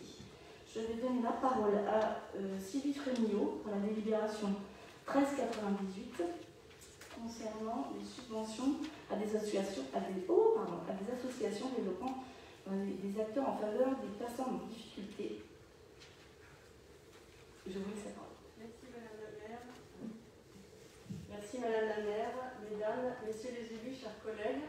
Donc, je vais donc vous présenter le projet de délibération relatif au versement de subventions à des associations développant des actions en faveur des personnes en difficulté, aide alimentaire, accueil de jour, lutte contre l'exclusion et maintien du lien social, santé, personnes, SDF, pour un montant de 43 655 €. Les actions du champ de la solidarité relèvent pour l'essentiel de la responsabilité de l'État ou de la métropole de Lyon. S'agissant des communes, celles-ci peuvent s'investir dans le soutien à ces actions spécifiques et ainsi décider d'attribuer des aides à des administrés en situation précaire ou pour lesquels elles ont évalué un besoin manifeste de soutien adapté. En effet, si la métropole de Lyon dispose d'une compétence d'action sociale, la ville peut intervenir dans ce secteur en étant respectueuse de ses champs de compétences sur le fondement de l'article L115.1 du Code de l'action sociale et des familles, selon lequel la lutte contre l'exclusion est une compétence qui doit mobiliser tous les acteurs publics. Pour sa part, la ville de Lyon a fait le choix de conduire une politique sociale dont elle a préalablement défini les 4 axes stratégiques. Lutte contre la grande précarité, soutien aux personnes en situation de fragilité économique, aide aux personnes handicapées, prise en compte de la problématique des personnes âgées. Parallèlement aux prestations qu'elle propose directement, la ville de Lyon apporte tout au long de l'année son soutien à un ensemble d'organismes dont l'action procède d'objectifs globalement comparables aux siens. Ces mêmes organismes interviennent sur différents champs: la lutte contre l'exclusion et le maintien du lien social, l'accès à l'hygiène et aux soins, l'aide alimentaire, l'accueil de jour. Plusieurs associations ont fait état de projets annuels et d'actions ponctuelles et peuvent bénéficier d'une contribution de notre collectivité. Pour le 9e arrondissement, il s'agit d'allouer, dans le cadre de la lutte contre l'exclusion et le maintien du lien social, la somme de 2 500 € à l'association Médecine et Droit d'Asile pour le fonctionnement de sa maison médicale de garde. Dans le cadre de l'action de jour, de l'accueil de jour, la somme de 4 000 € à l'association Le Tambour pour le fonctionnement et son accueil de jour de femmes isolées, victimes de précarité, d'isolement et de violence sur la métropole de Lyon. Je vous invite donc à émettre un avis favorable à ce projet de délibération. Est-ce qu'il y avait des interventions, des questions? Je propose de mettre cette délibération aux voix. Qui est contre? Qui s'abstient? La délibération 1398 est donc approuvée à l'unanimité. Nous allons passer dans le champ du sport avec la délibération 1152. Je cède la parole à M. Adrien Violi concernant le soutien individuel d'athlètes de haut niveau. C'est à vous. Je vous remercie Madame la maire, Mesdames, Messieurs, chers collègues, Mesdames, Messieurs derrière vos écrans, habitants de Lyon. Depuis 2001, la ville de Lyon met en place une opération destinée à aider financièrement les sportifs lyonnais susceptibles d'être sélectionnés pour les Jeux olympiques et paralympiques. Qualifiés respectivement Lyon-Athènes 2004, Lyon-Turin 2005 jusqu'à Lyon-Rio 2016, cette opération consiste à passer une convention entre la ville de Lyon, un club et l'un de ses sociétaires qui a le potentiel de représenter la France à ces Jeux olympiques. En 2013, la ville de Lyon avait engagé cette opération pour les Jeux olympiques et paralympiques de Rio 2016, au cours desquels 12 athlètes lyonnais ont participé. Cette opération de soutien a été renouvelée sous le nom Lyon-Tokyo 2020, Pékin 2022, en vue de la préparation aux Jeux olympiques et paralympiques de Tokyo et de Pékin. En raison de la pandémie mondiale, les organisateurs des JO de Tokyo ont décidé de reporter d'une année l'événement, initialement prévu du 24 juillet au 9 août 2020, ils auront lieu à partir du 23 juillet 2021. Les saisons sportives ont été suspendues et les athlètes ont subi une rupture dans leur entraînement. Aujourd'hui, la ville de Lyon a la volonté d'accompagner ces sportifs qui doivent rester mobilisés en vue de la compétition la plus regardée dans le monde. Donc, je vous rappelle que ces sportifs sont aidés financièrement par la ville de Lyon dès lors qu'ils préparent des échéances sportives d'importance.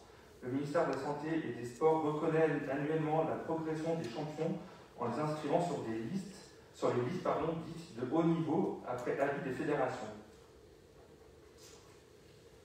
Donc ces aides sont attribuées aux seuls clubs lyonnais ou soutenus par la ville de Lyon. La pratique d'une discipline sportive à un très haut niveau nécessite pour les sportifs et pour les clubs un investissement souvent très lourd, notamment pour l'entraînement et la compétition, et génère des déplacements fréquents et des adaptations au rythme de leurs études. Pour chaque sportif, donc, la préparation s'inscrit dans le cadre de cette opération. Une convention fixe les obligations de l'association et de l'athlète et précise le montant de l'aide allouée en fonction de ses résultats et de sa progression. Une commission technique a été mise en place. Elle est composée du président de l'Office des sports de Lyon ou son représentant, du président du comité départemental olympique et sportif ou son représentant, du directeur de la DGSCS, alors en jargon c'est la direction régionale départementale de la jeunesse, des sports et de la cohésion sociale, et du directeur des sports de la ville de Lyon. Cette commission a été mise en place pour apporter conseils et aide à Julie Belfort, l'adjointe au sport de la ville de Lyon, pour proposer un classement de ces sportifs. Championnat et compétition, cette année, toutes disciplines confondues, ayant été suspendues sur cette année 2020, la ville de Lyon s'engage à financer les athlètes sur la base de leur classement en 2019 dans chacune des catégories suivantes, la catégorie A et la catégorie B, que vous avez dans les éléments. La catégorie A, sportifs figurant sur la liste élite de leur fédération ou ayant obtenu une médaille en 2019 lors de championnats mondiaux ou européens.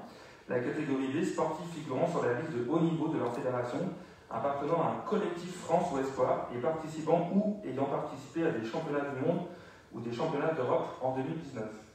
Donc les montants qui sont proposés sont pour l'année 2021, catégorie A, donc 7 500 € et la catégorie B, 4 100 €. Je vous propose donc d'approuver ce rapport en indiquant bien évidemment que le document annexe à ce projet de rapport de délibération précise que Marie-Anne Quin, qui est une sportive inscrite au club Aqua Synchro du 9e arrondissement, sera bénéficiaire dans le cadre de cette compétition sportive. Et donc on lui apporte bien évidemment tout notre soutien, ainsi qu'à tous les autres sportifs, bien évidemment, de tous les autres arrondissements. Je vous remercie de votre soutien. Est-ce qu'il y avait des questions, des interventions? Je mets donc la délibération en voie. Qui est contre? Qui s'abstient? Donc la délibération 1152 est adoptée à l'unanimité. Nous passons à la délibération 1154 dans la disposition de trait d'union qui est d'attribution de subventions au club sportif. Monsieur Debré, je vous laisse la parole de nouveau. Merci Madame la maire. Mesdames et messieurs, donc là il s'agit, la ville de Lyon s'est dotée d'un dispositif financier nommé Trait d'Union qui vient soutenir les initiatives innovantes des clubs sportifs amateurs lyonnais et renforcer leurs liens avec les clubs professionnels.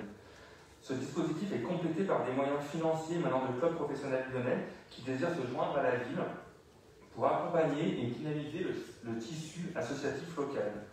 Le budget annuel dédié par la ville à ce dispositif s'élève à minima à 205 000 € répartis sur 2 appels à projets.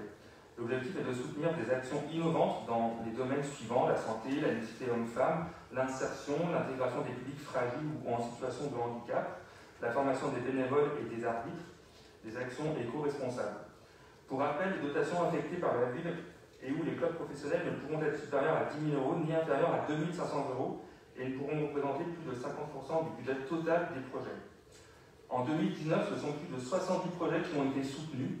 Lors du premier appel à projet 2020, arbitré en commission en février, le 24 février dernier, 36 associations ont perçu une subvention par décision de M. le maire.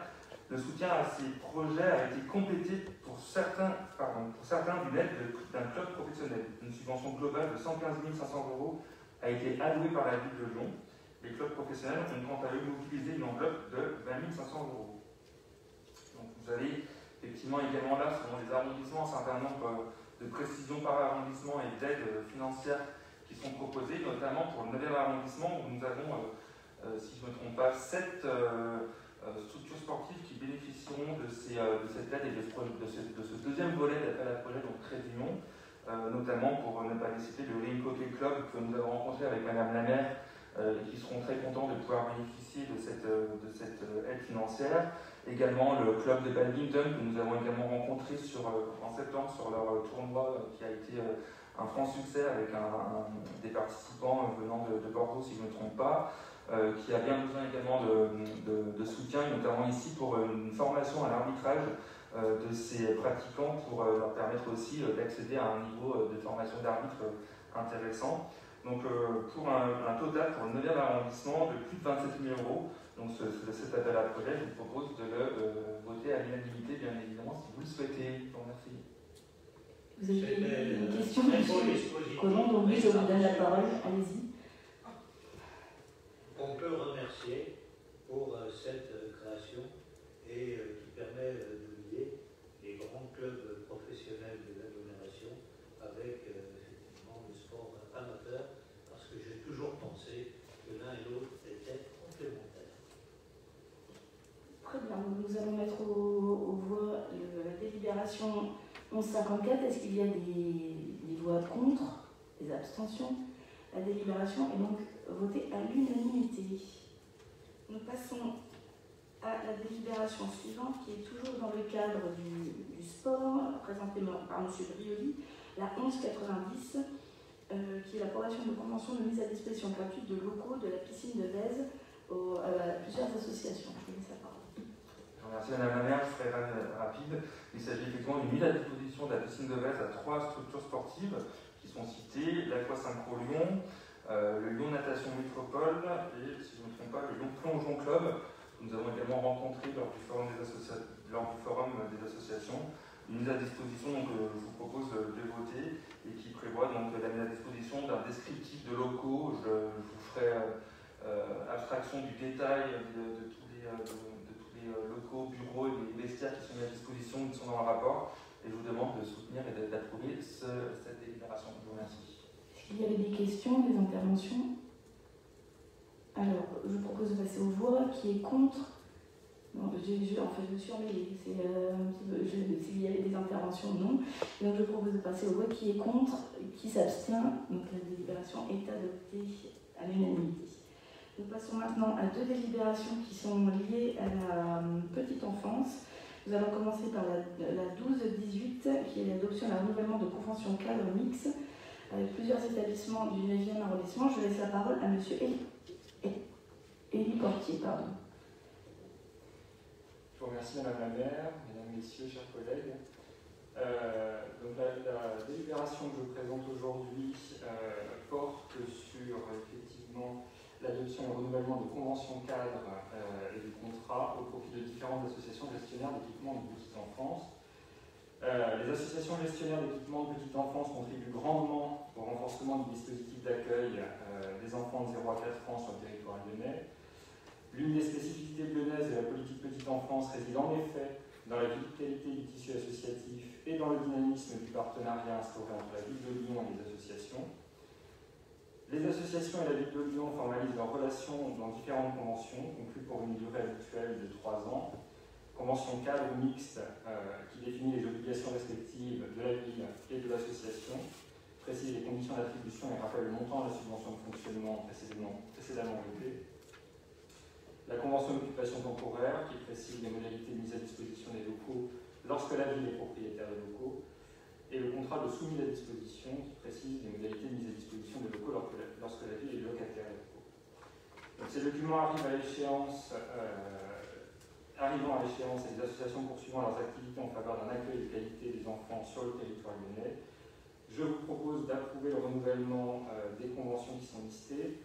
Et donc effectivement, il y a notamment 2 équipements qui sont concernés par ce renouvellement. La crèche La Chrysalide, qui est gérée par la Croix-Rouge française, et la crèche L'Épinette, qui est gérée par la Mutualité française. Est-ce qu'il y avait des questions, des observations? Donc je mets cette délibération aux voix. Est-ce qu'il y a des votes contre, des abstentions? Donc la délibération 12-18 est adoptée à l'unanimité. Nous allons passer à la dernière délibération, qui est la délibération 12-17, et qui est de nouveau rapportée par M. Portier. Je vous écoute. Merci Madame la maire. Nous écoutons tous. Merci. Donc cette dernière délibération porte sur l'attribution de la seconde tranche de subvention de fonctionnement 2020 pour l'exercice 2020 aux associations gestionnaires d'équipements de petite enfance pour un montant total de 3 575 350 € sur la ville de Lyon. Donc la ville de Lyon développe une politique, je l'ai dit, en faveur de la petite enfance axée sur un soutien fort aux associations gestionnaires d'équipements de jeunes enfants présentant un intérêt communal. Les relations entre la ville de Lyon et ses associations sont formalisées par des conventions. Une première tranche de subvention de fonctionnement général a été votée pour chaque équipement lors du conseil municipal du 27 janvier dernier. Des dialogues de gestion depuis ont eu lieu avec un certain nombre d'associations gestionnaires qui permettent d'affiner l'analyse et de renforcer un partenariat durable et de qualité. Cette démarche permet aujourd'hui de prévoir le montant d'une subvention complémentaire de fonctionnement pour un ensemble de structures au regard d'indicateurs financiers, d'activités, relatifs aux projets et partenariats et sur la situation conjoncturelle, dont une fragilité de trésorerie liée à la crise sanitaire. La volonté est également pour nous de permettre la mise en œuvre de nombreux projets identifiés avec les associations, tous de nature à contribuer à la lutte contre le réchauffement climatique et l'effondrement de la biodiversité, tels que remettre la nature dans le quotidien des enfants, développer l'économie circulaire au sein des structures, amorcer l'utilisation de couches lavables ou encore renforcer l'approvisionnement en filière bio et locale. En cas de besoin de trésorerie, ce financement pourra être aussi mobilisé comme un soutien temporaire aux associations sur le début d'année 2021. La traçabilité et l'évaluation des actions sera assurée. Voilà, donc ainsi, il vous est proposé d'allouer un certain nombre de subventions complémentaires de cette seconde tranche, dont 6 équipements sont concernés sur le 9e arrondissement, un RAM et 5 crèches. Et je vous propose d'approuver cette délibération. William Reynaud. Oui, Madame la maire, je vous remercie pour cette délibération que j'ai effectivement portée, puisque la première tranche a été votée dans le précédent mandat. Simplement pour ceux qui écoutent, on parle ici d'un RAM et de 6 équipements, mais en réalité, il y a 2 autres relais d'assistante maternelle et un autre équipement, mais nous avons voté déjà des subventions en courant de cette année, lors de leur ouverture. Les Mousséens des Docs, par exemple, ont ouvert récemment et ont eu une subvention indépendamment de ce qui est voté là. Donc il y a plus que ce qu'il y a dedans. Ensuite, pour parler d'économie circulaire, de filière bio et locale, etc., je tiens à dire que nous avons souhaité construire toutes nos crèches avec des cuisines dans les établissements, parce que une crèche, c'est des enfants de 0 à 3 ans, tous ne mangent pas la même chose et que les quantités sont très faibles. Donc pouvoir éviter d'avoir des déchets, consommer le mieux possible, donc faire du sur-mesure en fonction des besoins de l'âge des enfants, c'est très important de pouvoir le faire soi-même plutôt que de commander à l'avance. Les cuisinières sur place, en plus, ont un vrai métier, elles peuvent montrer aux enfants tout ce qu'elles peuvent faire. Elles sont parfois des choses qu'elles font pousser également dans le jardin de la crèche et elles peuvent montrer également aux enfants que ça va directement de jardin à la cuisine et dans leur assiette. Donc c'est déjà tout mis en place, tout cela, c'est très intéressant. Vous parliez également de couches lavables, c'était un sujet qu'on avait un petit peu évoqué. Je vois que vous notez juste amorcé, j'en déduis que vous avez compris toute la difficulté qu'il y avait à mettre cela en place, parce que c'est également du volume, de linge, c'est aussi du lavage, c'est du nettoyage, c'est assez compliqué, et c'est pas forcément aussi finalement bio que cela, alors qu'il peut y avoir des couches bio qui peuvent être aussi intéressantes. Donc là, je vois que c'est plutôt sous la forme de réflexion que vous envisagez les choses, puisque c'est pas... faut prendre tout en compte, quoi. L'eau, l'usure de la machine, l'entretien, avoir les personnels qui veuillent bien s'occuper de cela. Donc voilà, je vois que c'est au stade de la réflexion et je suis ravie que cette libération ait lieu, puisque effectivement il faut bien soutenir toutes ces crèches qui ont eu beaucoup à faire pour accueillir tous nos petits bouts de choux pendant le confinement pour certaines, à la sortie du confinement ensuite, parce qu'on avait des sections de 10 enfants seulement. C'était beaucoup plus compliqué à mettre en place et elles ont eu pour un certain nombre beaucoup de mal, de difficultés financières, donc c'est bien de les accompagner. Merci pour votre intervention. Elie, Monsieur Porté, vous vouliez répondre? Moi, je veux juste à dire, vous avez raison, c'est une vraie chance d'avoir des cuisines sur place et c'est un gros avantage. Si seulement on pouvait avoir la même chose dans les écoles, donc c'est une autre histoire, c'est un grand débat, voilà, on ne va pas le lancer aujourd'hui, mais c'est une grande chance, vous avez raison. Et je tiens aussi, oui, voilà, à signaler tout le personnel des crèches qui fait un gros travail et qui effectivement est à la peine avec le confinement, avec les protocoles sanitaires et avec voilà, les dispositions des parents qui sont différentes puisqu'elles n'ont pas forcément les mêmes revenus et qu'elles ont beaucoup de télétravail en cours, donc le taux de remplissage des crèches est effectivement paradoxalement un peu compliqué en ce moment, même si nous manquons toujours cruellement de places de crèche. Voilà, mais nous avons peut-être envie de mettre quelques poules dans les jardins. Et concernant les couches lavables, effectivement, le sujet n'est pas simple. Il semblerait que par contre, dans l'Est lyonnais, une solution de délocalisation de lavage des couches en quantité importante permettrait justement ce ratio eau-énergie et qui rendrait possible les couches lavables, mais pour l'instant sur l'ouest lyonnais, les solutions ne sont pas encore trouvées. Voilà, nous espérons avancer, comme vous dites, pas à pas. Voilà, on s'en arrête là. Et écoutez, je vais soumettre quand même au vote la délibération.